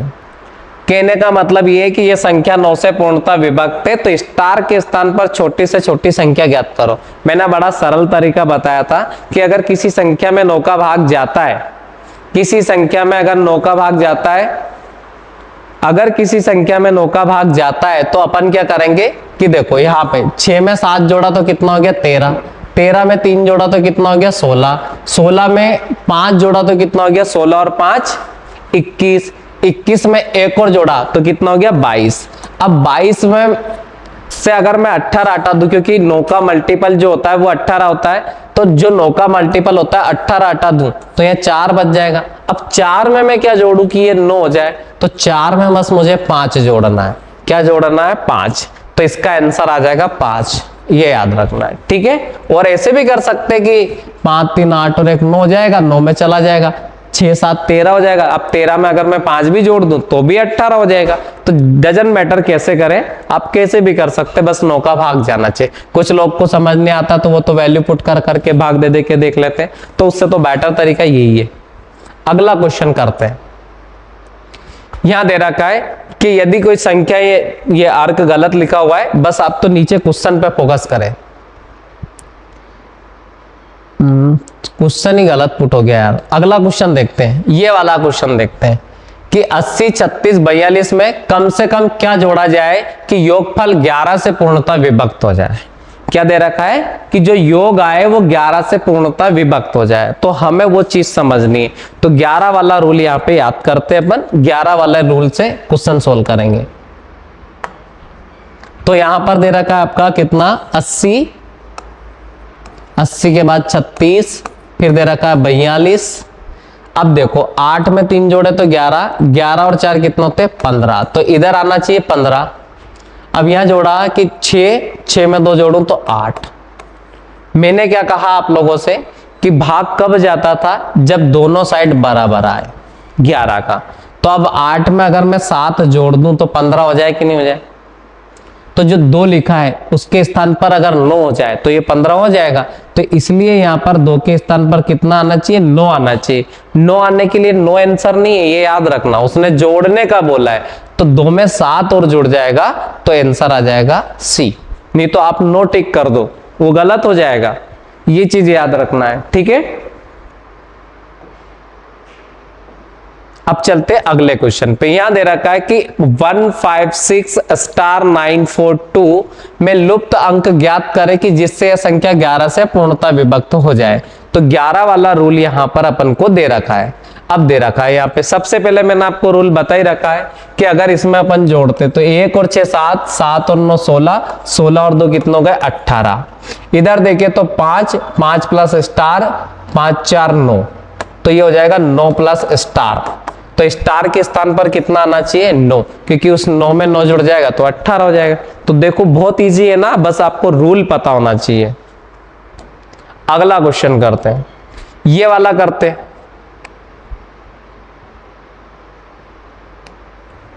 तो यहां दे रखा है 1/3/6 पूर्णतः 11 से विभक्त है। तो y का मान आपको बताना है।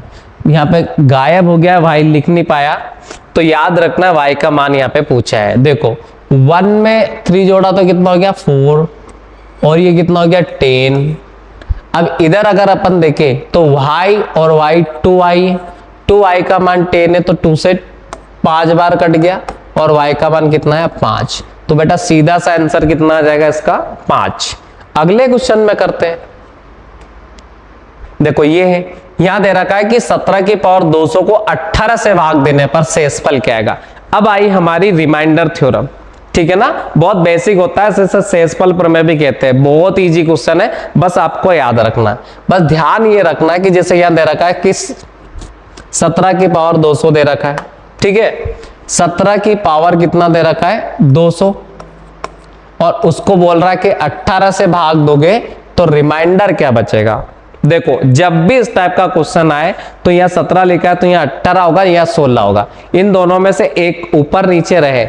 जब आपको क्या करना है, अगर यह पावर सम हो, क्या हो पावर सम, तो पावर 2 लेनी है। पावर अगर विषम हो तो पावर 1 लेनी है। बस इतना याद रखना और सीधा सोल्व करना है। यहाँ पावर 200 है, इसका मतलब सम है, तो सम है तो पावर 2 लोगे। अगर विषम होती तो पावर 1 लेते। बस इतना याद रख लेना और कुछ भी नहीं करना है। और नहीं तो इसका दूसरा फंडा भी है, मैं उस तरीके से भी आपको एक्सप्लेन कर दूंगा, पूरा समझा दूंगा, फार्मूले बेस्ड तरीके से भी मैं करा दूंगा। पर पहले मैंने सबसे बेस्ट तरीका बता देना आप लोगों को। तो यह पावर कैसी है सम है, तो अपन लिखेंगे 17 का पावर 202 आएगा तो 289, और 289 में अपन को देना है भाग 18 का, ठीक है। जब मैं 18 का भाग दूंगा तो एक बार चल जाएगा और बचेगा कितना 10, हो जाएगा 109, 109 हो जाएगा। फिर अपन भाग देंगे इसमें 18 का, तो 18 अपन 90 और 18 छंकी 108 आएगा, ठीक है। 18 का भाग अगर अपन इसमें देंगे तो कितनी बार चला जाएगा, 17 का पावर 2 लेंगे 17 17 289, 18 का एक बार देंगे तो 18 एकम 18 बच जाएगा 10, हो जाएगा 109। जब मैं इसमें 18 का भाग दूंगा तो 18 छंकी कितना होता है 108। जब 108 घटा देंगे तो शेषफल बच जाएगा कितना यहाँ पर 1। तो ये याद रखेंगे कि शेषफल 1 बच जाएगा, तो सीधा आंसर आ जाएगा इसका 1।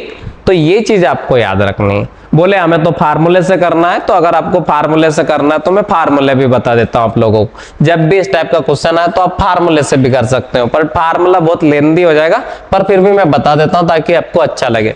बट ये याद रख लेना कि पावर अगर यह सम रहेगी तो 2 बार लेनी है, पावर अगर विषम हो तो एक ही बार लेनी, बस इतना सा आपको याद रखना और कुछ भी ध्यान नहीं देना है, ठीक है। जैसे और क्वेश्चन करके बताता हूं ना मैं इस टाइप के आपको। जैसे अगर यह लिखा होता कि 17 की पावर 191 होता, बोले 18 से भाग देने पर शेषफल क्या आएगा, तो मैंने आपको सिंपल सा फंडा बताया कि जब पावर विषम होगी तो ऊपर क्या बच रहा है, 1, तो 17 की पावर 1 ही लेंगे, तो ये 18। अब 18 का 17 में भाग दोगे तो जाएगा क्या, नहीं जाएगा, और नहीं जाएगा तो रिमाइंडर क्या आएगा, तो रिमाइंडर 17 ही आ जाएगा। ये चीज आपको याद रखना है। आया समझ में। और आगे क्वेश्चन करके मैं फार्मूले से बताता हूं। जैसे सपोज यह लिखा हुआ है x की power n divided by x plus 1। देखो लिखता हूं, यहां दे रखा है x की पावर n है डिवाइड बाई x प्लस 1 है। अब अगर यहां पर प्लस 1 है और एक केस बनेगा आपका कि x की power n minus 1 divide by x plus 1। अब अगर n बराबर कैसा है, ओड है, n बराबर कितना है, ओड है, मतलब विषम है, तो इस संख्या में भाग जाएगा। और n मतलब कैसा है, इवन, इवन का मतलब है सम है, कैसा है, सम है, तो इसमें भी भाग जाएगा। कहने का मतलब ये है कि अगर जैसे अभी अपन ने क्वेश्चन करा था, क्वेश्चन में था 200, 17 की पावर 200 बटे में था 18, तो यहां पावर कैसा है, सम है, तो यहां पावर सम है, तो भाग देने के लिए क्या चाहिए, तो भाग देने के लिए -1 होना चाहिए। अब यहां अगर -1 होगा तो मैं -1 की जगह +1 भी करूंगा, तो इस संख्या में तो 18 का भाग चला जाएगा, फिर बच क्या रहा है, 1, तो सीधा आंसर कितना आ जाएगा, 1। अब अगर माना कि यहां पर क्या होता, यहां विषम होता, विषम होता तो ये वाला फार्मूला लगाते। जैसे अगर मैं लिखता 19 की पावर 19 और बटे में 20, तो इसमें मैं भाग दूंगा तो क्या शेष बचेगा। तो सिंपल सी बात है, बहुत आसान क्वेश्चन है।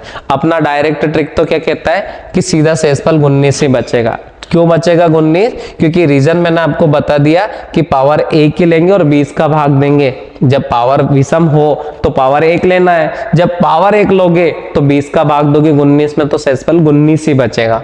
पर इस वाले फार्मूले से करोगे तो पावर विषम है तो हमें प्लस का 1 चाहिए, जब आप प्लस का 1 लोगे तो माइनस का 1 भी करना पड़ेगा और इस संख्या में जाएगा भाग। अब ये तो हो गया 20 का मल्टीपल, उससे एक कम हो।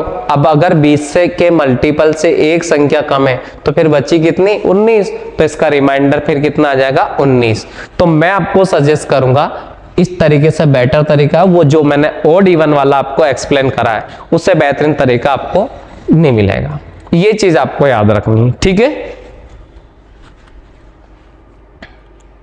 अब चलते हैं अगले वाले क्वेश्चन पे। यहां दे रखा है कि किसी संख्या n को 4 से भाग देने पर 3 शेष बचता है, तो अगर आप 2n को 4 से भाग दोगे तो शेषफल क्या बचेगा। बड़ा बेसिक सा क्वेश्चन यहाँ पे दे रखा है कि अगर माना कि कोई संख्या है n, ये अपन ने कर भी लिया है, बस 2n वाला नहीं बताया था मैंने, कि यहाँ पे कोई दे रहा है कि कोई संख्या है n, इसको अगर मैं 4 से भाग दूंगा तो शेषफल कितना बच रहा है, तो शेषफल 3 बच रहा है। अब अगर इसी 4 से मैं 2n को भाग दूंगा, तो अगर मैं 2n से भाग दूंगा तो शेषफल डबल बचना चाहिए कि नहीं बचना चाहिए, तो डबल कितना बचेगा, 6। पर कहने का मतलब है कि 4 का अगर मैं 6 में भाग दूंगा तो एक बार और चला जाएगा, तो एक बार और चल जाएगा तो शेषफल कितना बच जाएगा, 2। तो इसका आंसर आ जाएगा आपका 2, ठीक है। बस ये याद रख, डबल बोला तो शेषफल को डबल करके भाग दे दो, 3 गुना बोलता तो इसको 3 गुना करके भाग देते, 50 गुना बोले तो 50 गुना करके 4 से भाग दे देते। बस अगला करते हैं, तो देखते हैं ये वाला क्वेश्चन अपन कैसे करते हैं जो आरआरबी ग्रुप डी में आया हुआ है 2022 में, ठीक है। यह दे रखा है कि एक संख्या के 2 गुने और 52 के 3 गुने का जो योगफल है वो 342 है। संख्या के 4 गुने और 52 के 2 गुने का योगफल हमें बताना है। बहुत बेसिक सा क्वेश्चन है। देखो इस टाइप के क्वेश्चन को कैसे करते हैं। यह संख्या अपन ने मान ली कि संख्या अगर वो x होगी तो संख्या का 2 गुना और 52 का 3 गुना बोला, तो 52 का 3 गुना अगर अपन निकालते तो ये होता है 156। ठीक है ना, 52, 3 का गुणा 3 दूनी 6 और 3 5 15 का जो योगफल उसने बोला वो 342 है। अब इसमें से इसको घटा देते हैं, तो यहाँ 2x बराबर कितना आ जाएगा, तो 12 में से 6 गया तो 6 बच जाएगा, और 33 में से 15 जाएगा तो 18 बच जाएगा। x बराबर कितना आ जाएगा, तो 93 आ जाएगा। तो संख्या कितनी आ गई हमारी, 93। अब उसने बोला कि संख्या का 4 गुना, संख्या का 4 गुना का मतलब 93 इंटू 4, और 52 का 2 गुना मतलब 52 इंटू 2 का योगफल आपसे उसने पूछा है। तो 3 का 4 में गुणा करा तो 3 चौके कितना हो जाएगा 12, 9 चौक 36 और एक कैरी का हो जाएगा 37।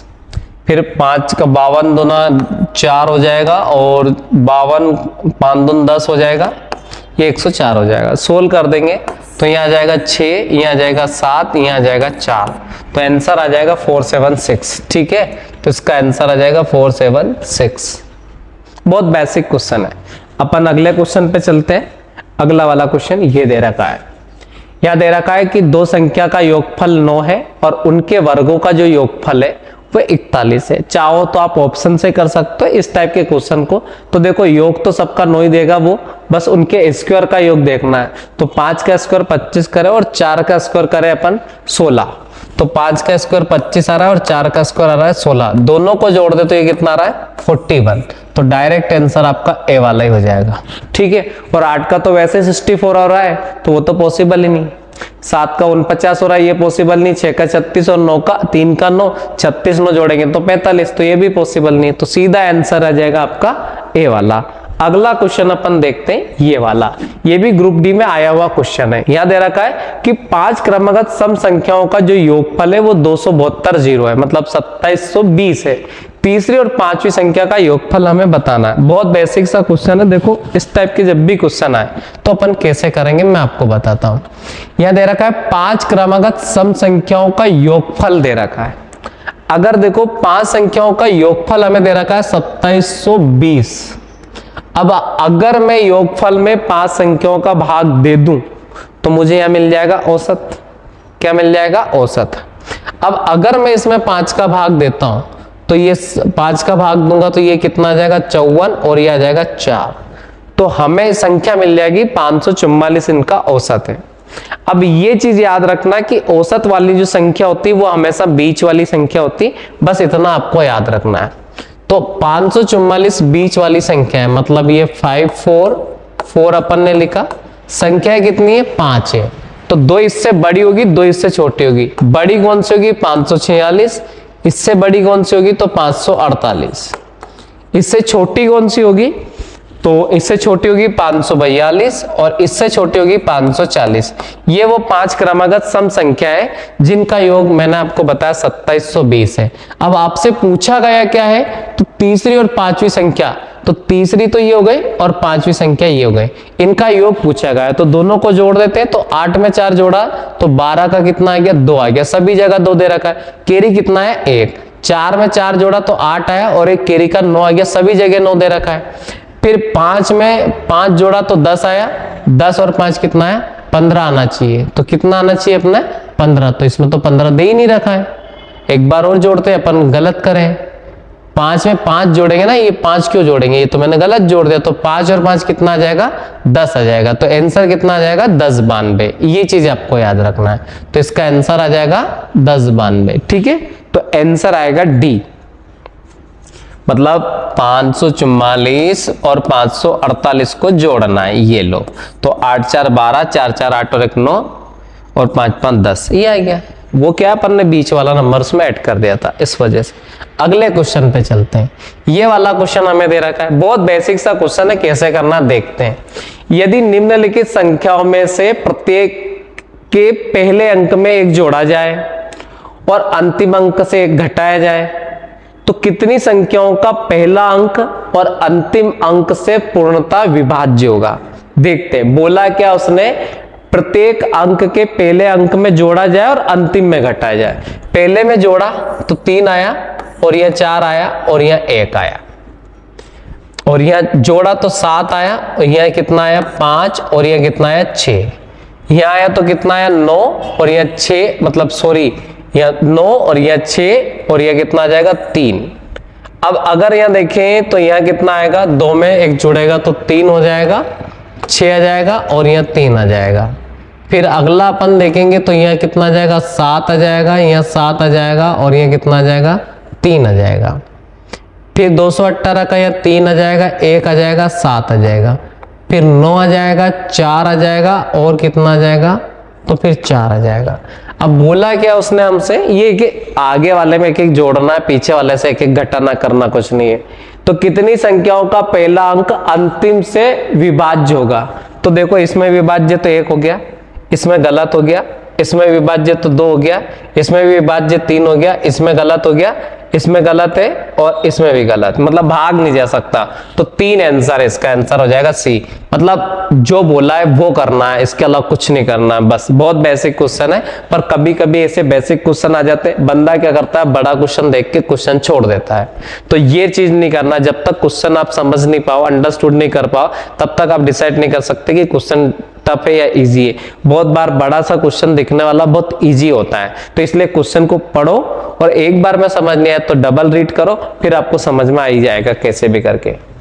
अगला वाला क्वेश्चन दे रखा है कि दी गई संख्याएं, दी नहीं लिखा है, दी गई संख्याएं में से प्रत्येक अंक को 9 में से घटा दिया जाए तो बनने वाले नई संख्या में कितने अंक सम होंगे, ये हमसे पूछा है। अब देखो संख्या तो हमारी दे रखी है 7 2 5 1 4 3 6 8। अब अगर इन सबको 9 से घटाऊंगा तो यहाँ बचेगा 1, यहाँ बचेगा 3, यहाँ बचेगा 6, यहाँ बचेगा 5, यहाँ बचेगा कितना 8, यहाँ बचेगा 4, यहाँ बचेगा कितना 7, यहाँ बचेगा कितना 2।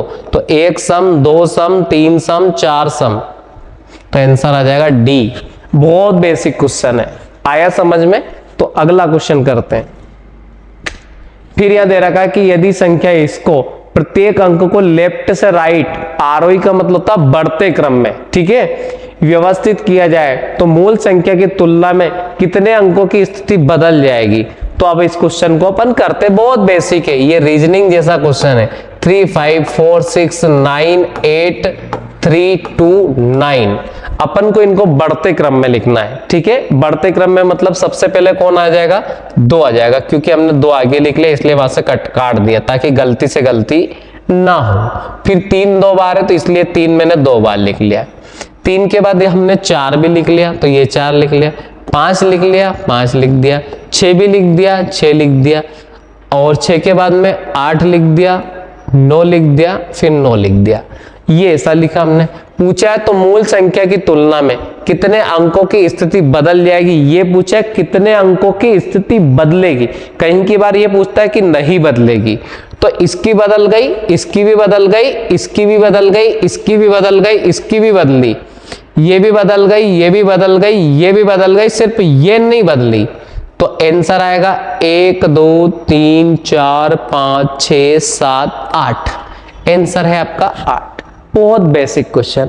अगला वाला क्वेश्चन करते हैं। यहाँ पे क्वेश्चन दे रखा है कि 6 और y से अभाज्य संख्याओं का एक जोड़ा है, जहां y एक प्राकृतिक संख्या है और 20 से छोटी है, मतलब 20 से अधिक नहीं है, तो y के कितने संभावित मान होंगे ये देखते हैं। से अभाज्य संख्या क्या होती है, बहुत बेसिक है। देखो ये 6 लिया, अब y के स्थान पर अपन क्या क्या ले सकते हैं वो अच्छे से समझाता हूं मैं आपको। पर अपन को लेना है किससे छोटा, तो हमें लेना है 20 से छोटा। तो अगर मैं आपकी बात कहूं कि भैया 6 के साथ 7 ले सकते तो बिल्कुल ले सकते। 6 के साथ अगर अपन बात करें कि 8 ले सकते तो बिल्कुल नहीं ले सकते।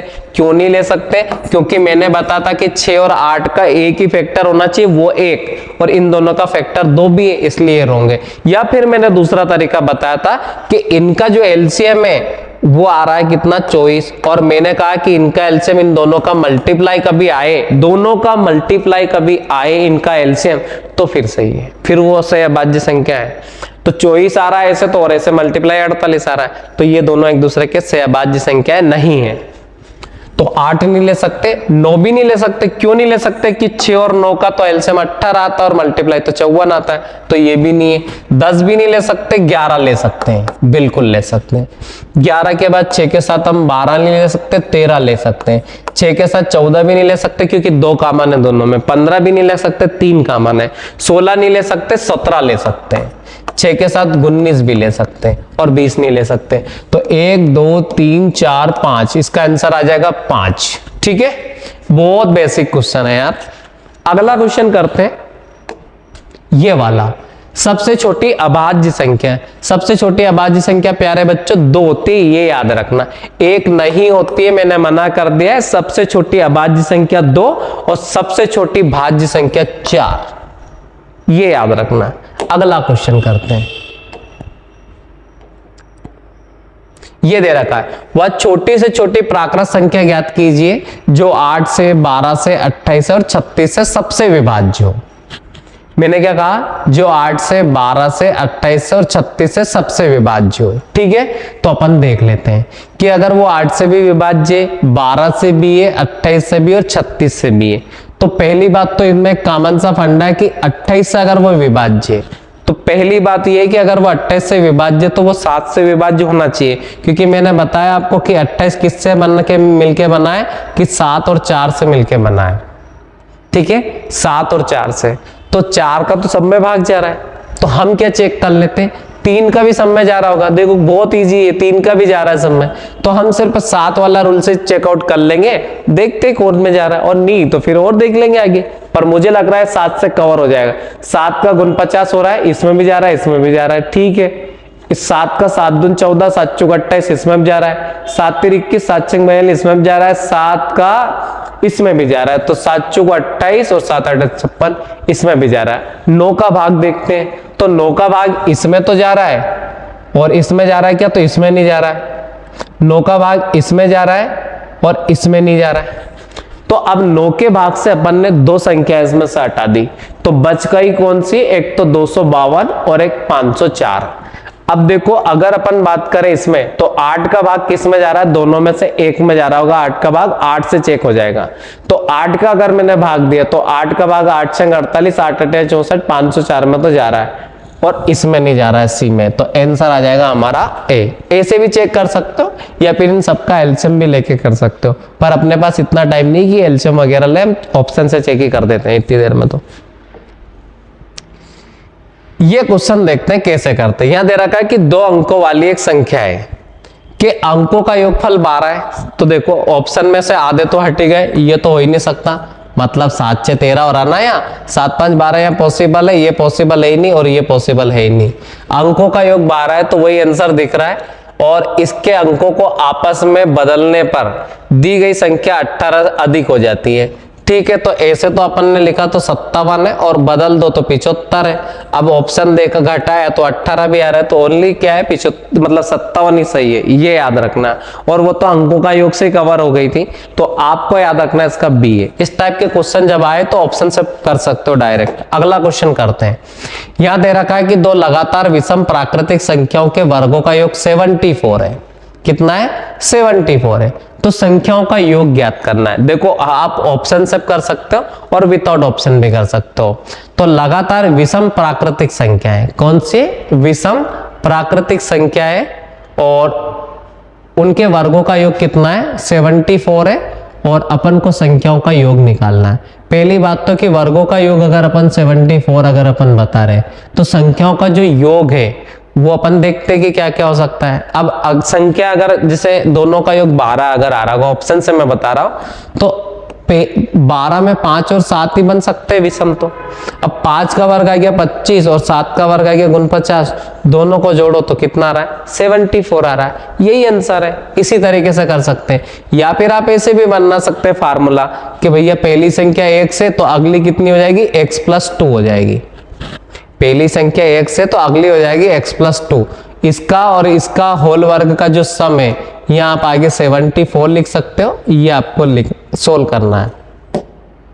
यह कितना आ जाएगा, 74 आ जाएगा। जैसे अगर मैं यहाँ लिख देता हूँ आपको कि पहली संख्या 1 से तो अगली कौन सी हो जाएगी, x+2, विषम है ना, तो इसका वर्ग और इसका वर्ग, दोनों का वर्गों का योग 74 है।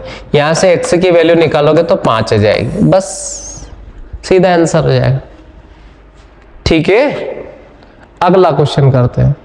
यहां दे रखा है कि 2 अंकों वाली संख्या z है, अपने अंकों के योगफल के ठीक 6 गुना के बराबर है तथा मूल संख्या z और जेड के अंकों को उलटने पर प्राप्त संख्या का अंतर कितना है, 9 है।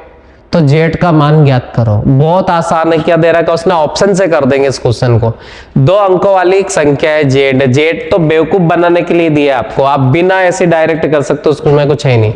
तो 2 अंकों का योगफल है, अंकों का योगफल ठीक अंकों के 6 गुना है। यहां दे रखा है 2 अंकों वाली संख्या अपने अंकों के योगफल के ठीक 6 गुना के बराबर है, ठीक है। तो अब देखा जाए तो दोनों का अंक का योग तो यह 9 रहा है, 9 का 5 गुना है ये, तो ये तो पॉसिबल नहीं। 6 का ये 7 गुना है और 6 का मतलब 9 है, तो ये 4 गुना है। तो सीधा आंसर आ रहा है ए, क्योंकि दोनों का अंकों का योग कितना है, 9 आ रहा है।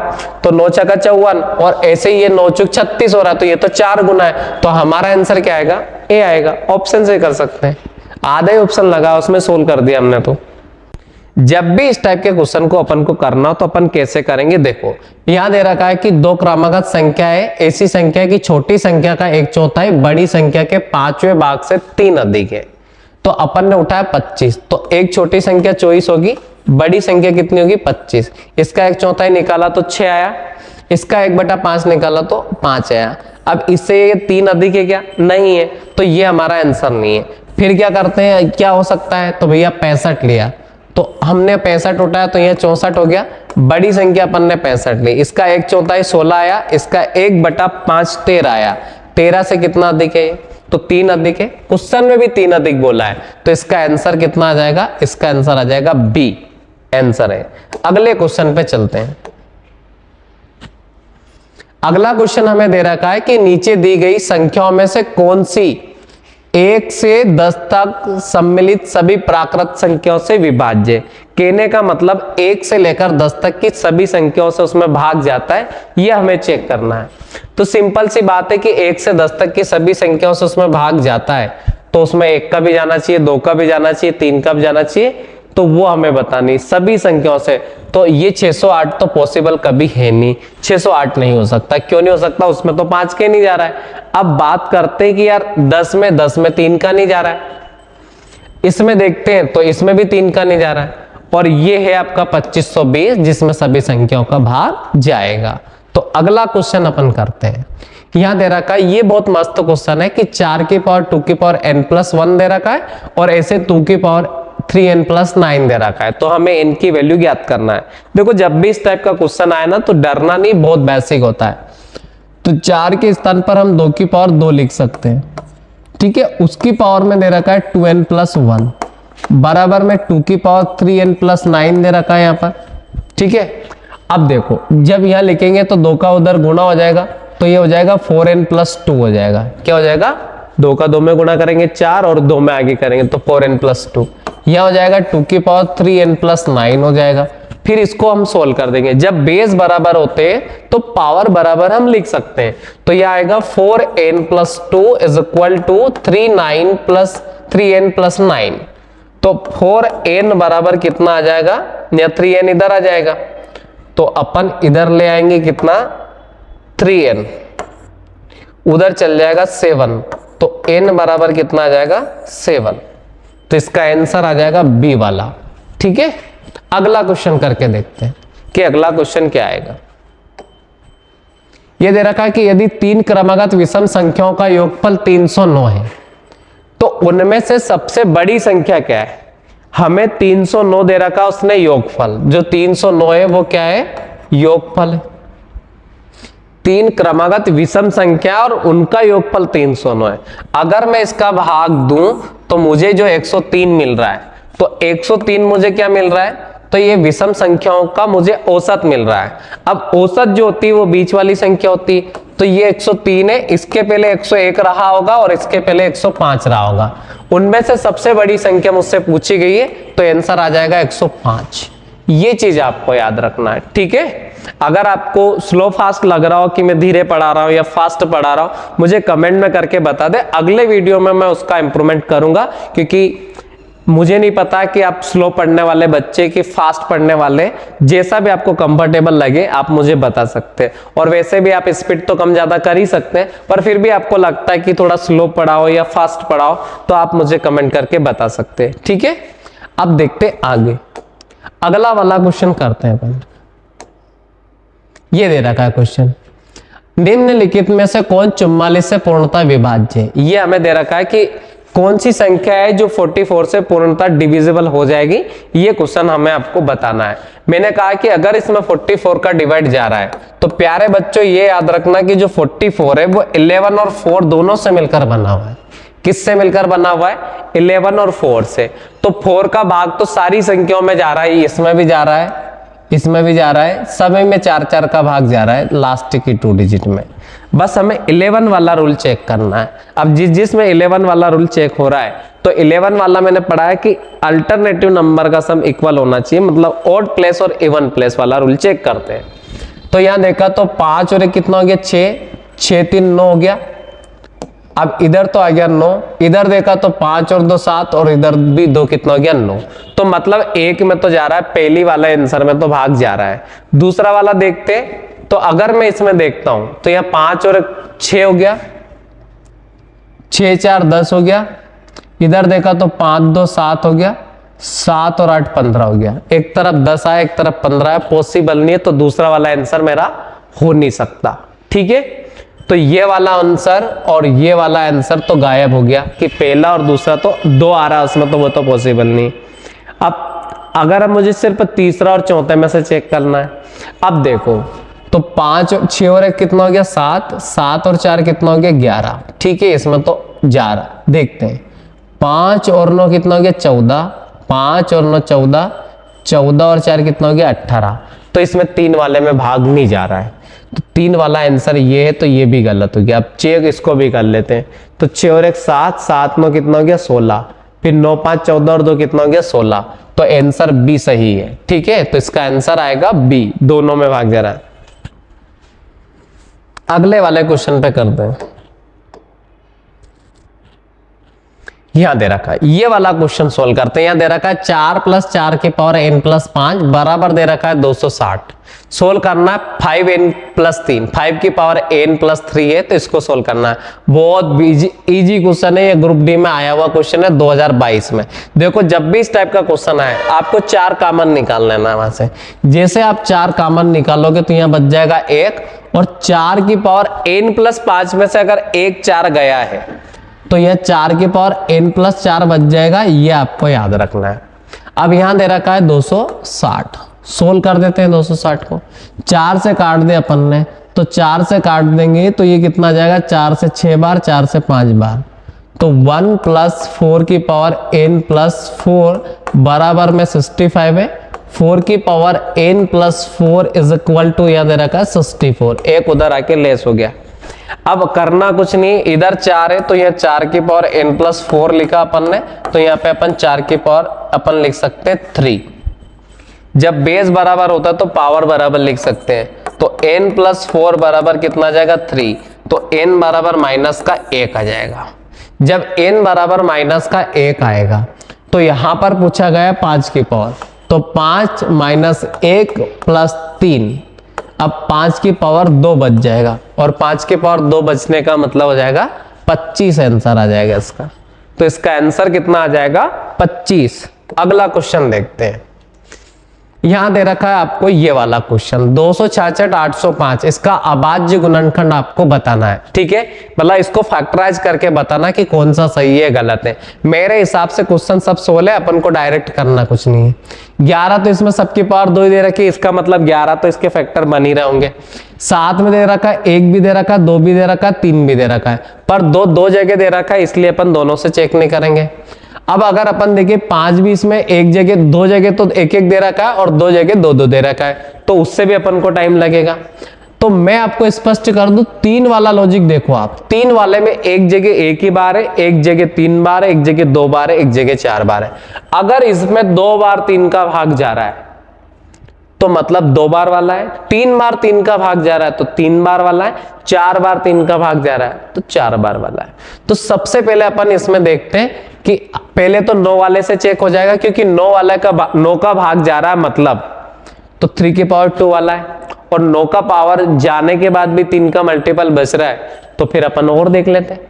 तो देखो 8 5 13 हो गया, 8 5 13, 13 6 कितना होता है? तो 13 6 19, और 19 और 19 और 6 25 और 2 27, 27 में भाग जा रहा है किसका, 9 का। तो मतलब 3 की पावर 2 वाला तो आएगा ही आएगा डेफिनेटली। अब अपन देखते हैं कि इसमें 27 का भाग जा रहा है कि नहीं जा रहा है, या तो 27 ही देख लो, या फिर 266 लिया, फिर 805 लिया। इसमें अपन को क्या करना है, 9 का भाग दिया पहले, तो 9 का भाग दिया तो 9 दूना 18 हो गया, बच गया कितना, 18 के बाद में 8 बच गया, ये हो गया 86, तो 9 9 की 81 और बच गया कितना 5, 9 6 का कितना हो गया 54 हो गया, बच गया कितना 4, 9 चूक 36 हो गया, बच गया 4, 9 5 45 हो गया। अब अगर इस संख्या में और 3 का भाग चला जाता है तो 3 की पावर 3 वाला हमारा आंसर पॉसिबल है। तो यहाँ पे देखा तो 5 4 9 में जा रहा है, 9 में जा रहा है, पर 4 2 6 में नहीं जा रहा है, इसलिए हमारा आंसर क्या आ जाएगा, बी वाला। ठीक है, तो बस डायरेक्ट ऑप्शन से देखना, 3 वाले से ही। बस अगला क्वेश्चन करते हैं। यहां दे रखा है ये वाला क्वेश्चन, बहुत आसान क्वेश्चन है। यहाँ पे किसी संख्या के एक भाजक से विभाजित करने पर 16 शेष बचता है। जब मूल संख्या के 2 गुने को उसी भाजक से विभाजित किया जाता है तो शेष 3 बचता है। उस भाजक का मान बताना है। बहुत बेसिक क्वेश्चन है, देखो है ट्रिकी क्वेश्चन, पर करते कैसे देखो मैं आपको बताता हूं। जैसे ये क्वेश्चन हमें दे रखा है ये वाला, उठ यार, किसी संख्या को एक भाजक के द्वारा जब भाग दिया जाता है, पता नहीं क्या है भाजक, पर जब भाग दिया जाता तो 16 शेषफल बचता है। जब मूल संख्या के 2 गुने को भाग दिया जाएगा उसी भाजक से तो शेषफल दुगना बचना चाहिए कि नहीं बचना चाहिए, तो मतलब शेषफल कितना बचना चाहिए, 32। दुगने से दुगने को भाग दोगे तो शेषफल 32 बचना चाहिए। अब वो कह रहा है कि शेषफल 32 नहीं बचता है, 3 बचता है। मतलब ये है कि 32 अगर बच रहा है तो संख्या कितनी होगी, शेषफल 3 बच रहा है तो 3 कम होगी, तो 3 कम होगी तो संख्या कितनी होगी, 29 होगी। तो ये आपको याद रखना, तो इसका आंसर आ जाएगा 29। ठीक है, क्योंकि अब देखो हम ऑप्शन से भी चेक कर सकते हैं। अगर देखो कि अगर मैं किसी संख्या को 29 से भाग दूं तो शेषफल 16 बचे, तो संख्या कितनी है, 29 से 16 ज्यादा है, मतलब कितनी है, 45 है। 45 को मैं 29 से भाग दूंगा तो 16 बच रहा है कि नहीं बच रहा है, ये याद रखना। अब अगर मैंने कहा 45 की जगह मैंने 90 कर दिया, संख्या दुगनी हो गई, तो 29 का भाग दिया तो 29 तेरी 87 जा रहा है 3 बार, तो रिमाइंडर भी कितना बच गया, 3, और वो 3 ही कह रहा है, तो हमारा आंसर 29 सही है। ये चीज आपको याद रखना है। ठीक है, अगले क्वेश्चन पे चलते हैं। 2 संख्याओं का योग 27 है, एक संख्या का 5 गुना दूसरी संख्या के 4 गुना के बराबर है। इन दोनों संख्याओं के में से छोटी संख्या हमें बतानी है। तो देखो उसने कहा 2 संख्याओं का योग कितना है, 27 है। एक संख्या का 5 गुना, तो पहली संख्या का x मान ली तो इसका 5 गुना, दूसरी संख्या y मान ली कि तो उसका 4 गुना बराबर है। ठीक है, तो x बटा y बराबर कितना हो गया, 4/5 हो गया। अब x और y का जो सम है यहां पर दे रखा है, उसने 27 दे रखा है, और हमारे x और y का सम जो है वो 9 यूनिट है, तो 9 यूनिट की जो वैल्यू आ रही है वो 27 आ रही है, तो 1 यूनिट की जो वैल्यू आ रही है वो 3 आ रही है। अब 1 यूनिट बराबर 3 है, तो 4 बराबर 12 और 3 बराबर 15। अगर उसने छोटी संख्या पूछी है तो 12, बड़ी पूछी है तो 15, तो उसने पूछी है छोटी, तो आंसर 12। अगला वाला क्वेश्चन करते हैं।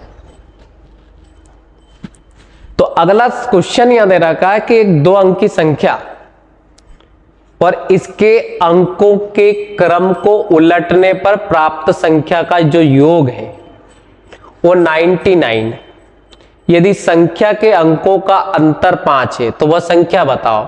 अब देखो अंतर तो सभी जगह 5 है, केवल 18 में अंतर 5 नहीं है, तो ये वाला मेरा आंसर नहीं हो सकता।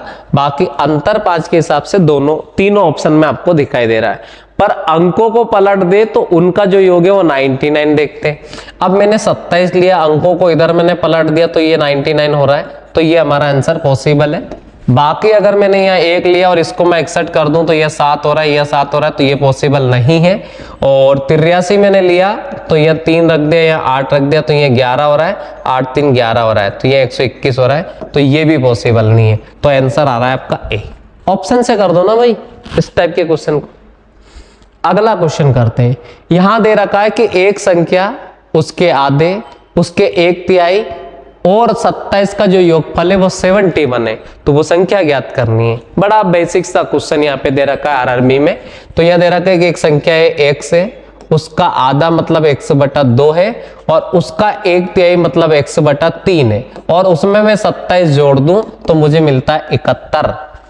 सोल्व कर देते हैं। इसको सोल्व करा तो यह एलसीएम आया 1, तो एलसीएम में 6 लूंगा 1 नहीं आएगा। ठीक है, यह दे रखा ना एक संख्या, उसका आधा और उसका 1/3। ठीक है, तो अपन ने 6 लिया, एलसीएम 1 का 6 बार जा रहा है तो 6x आ गया, 2 का 3 बार जा रहा है तो 3x आ गया, 3 का 2 बार जा रहा है तो 2x आ गया, बराबर 27 उधर जा रहा है तो 44 आ गया। कितना आ रहा है 44। घटा देंगे ना उधर से, 6 3 9 9 2 11, यहां लिखेंगे तो 11x के बराबर में कितना आएगा 44 आएगा।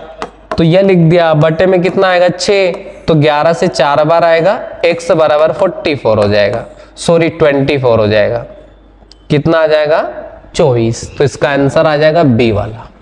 ठीक है, बहुत बेसिक क्वेश्चन है यहाँ पे। अगला क्वेश्चन करते हैं। यहां दे रखा है कि 3 संख्याएं जिसमें x से बड़ा है y और z से छोटा है y, एक दूसरे के सहअभाज्य मतलब को प्राइम नंबर है। इस प्रकार है कि पहली 2 संख्याओं का गुणनफल 143 है और अंतिम 2 संख्याओं का गुणनफल 195 है। 3 संख्याओं का योगफल अपन को बताना है। पहली 2 संख्या मतलब a का और b का गुणा करें तो 143 आना चाहिए,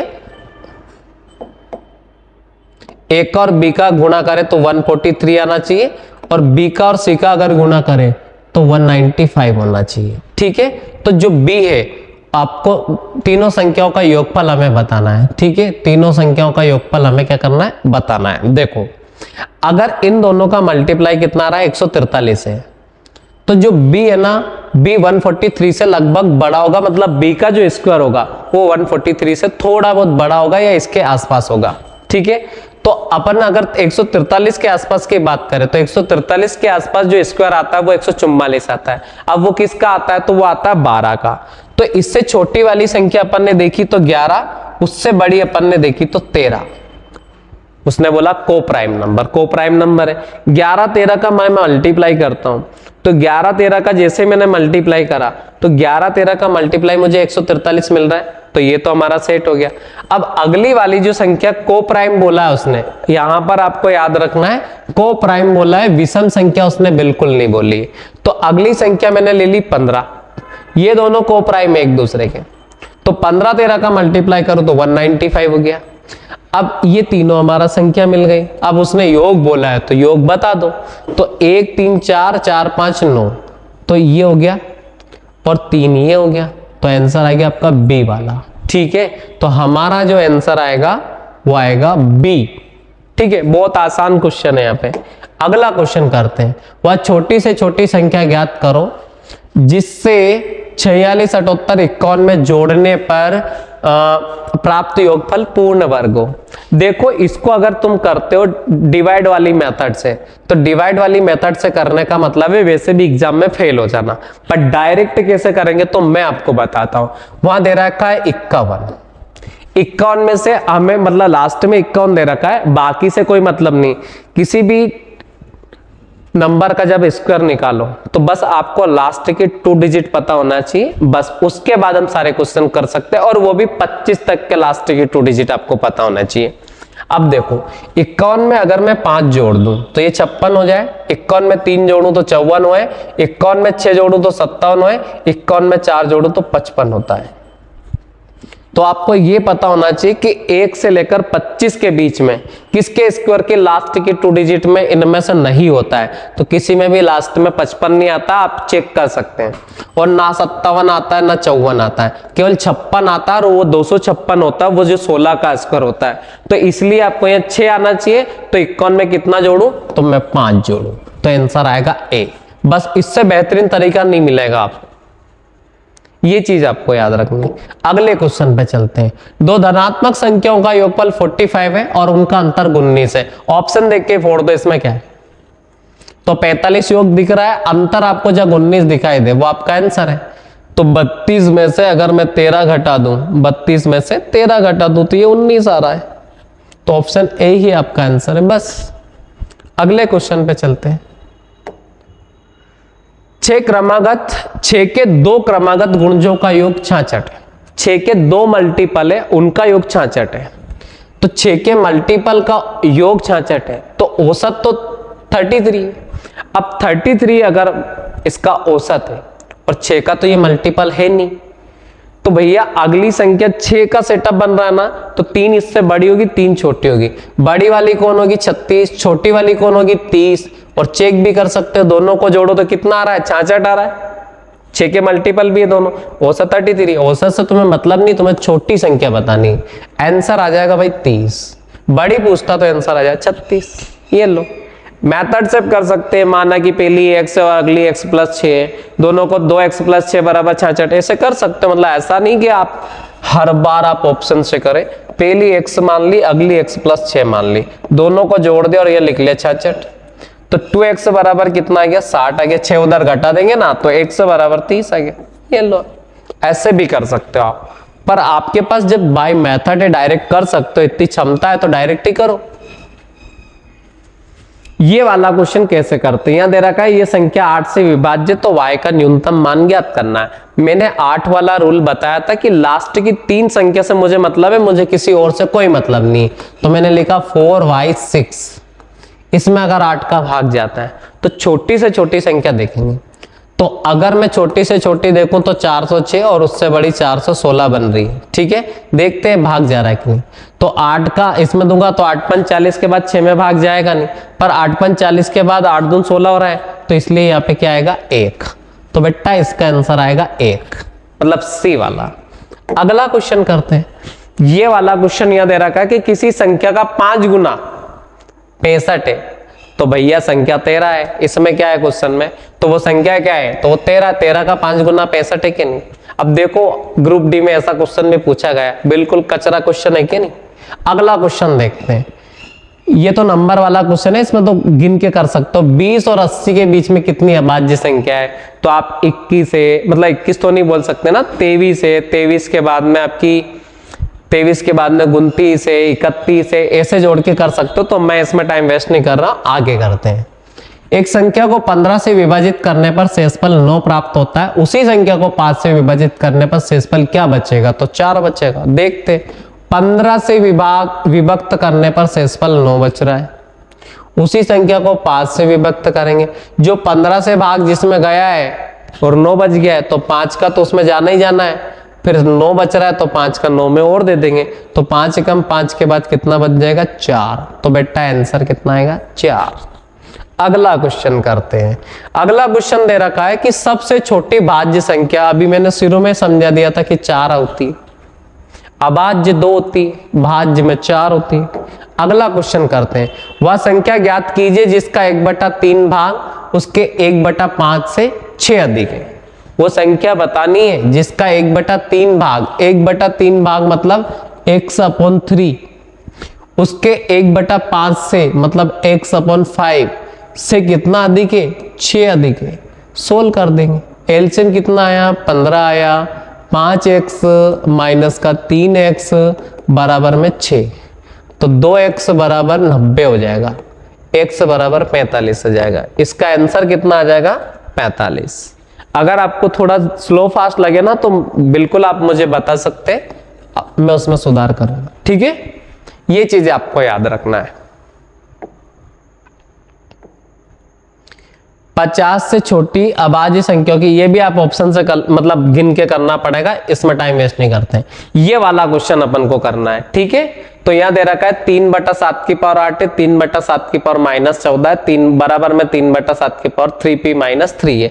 बहुत इजी क्वेश्चन है बेटा। जब बेस बराबर होने तो उनकी पावर जुड़ती है, तो बेस बराबर है तो ये 3/7 अपन लिख दिए।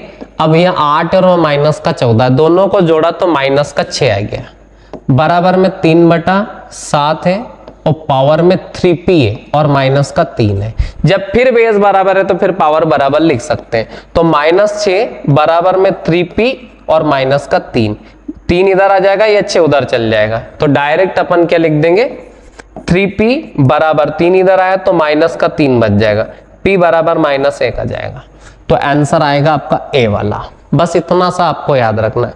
इसका आंसर कितना आ जाएगा? ए। अगला क्वेश्चन करते हैं। तीन क्रमागत प्राकृतिक संख्याओं का जो सम है वो योगफल है वो 141 है। मध्य वाली संख्या का मान ज्ञात करो। बहुत बेसिक है। योग दे रखा ना उसने 141, तो अपन को तो बीच वाली संख्या निकालनी। मैंने कहा तीन संख्या है, अगर योग 141 है तो औसत अपन निकालें।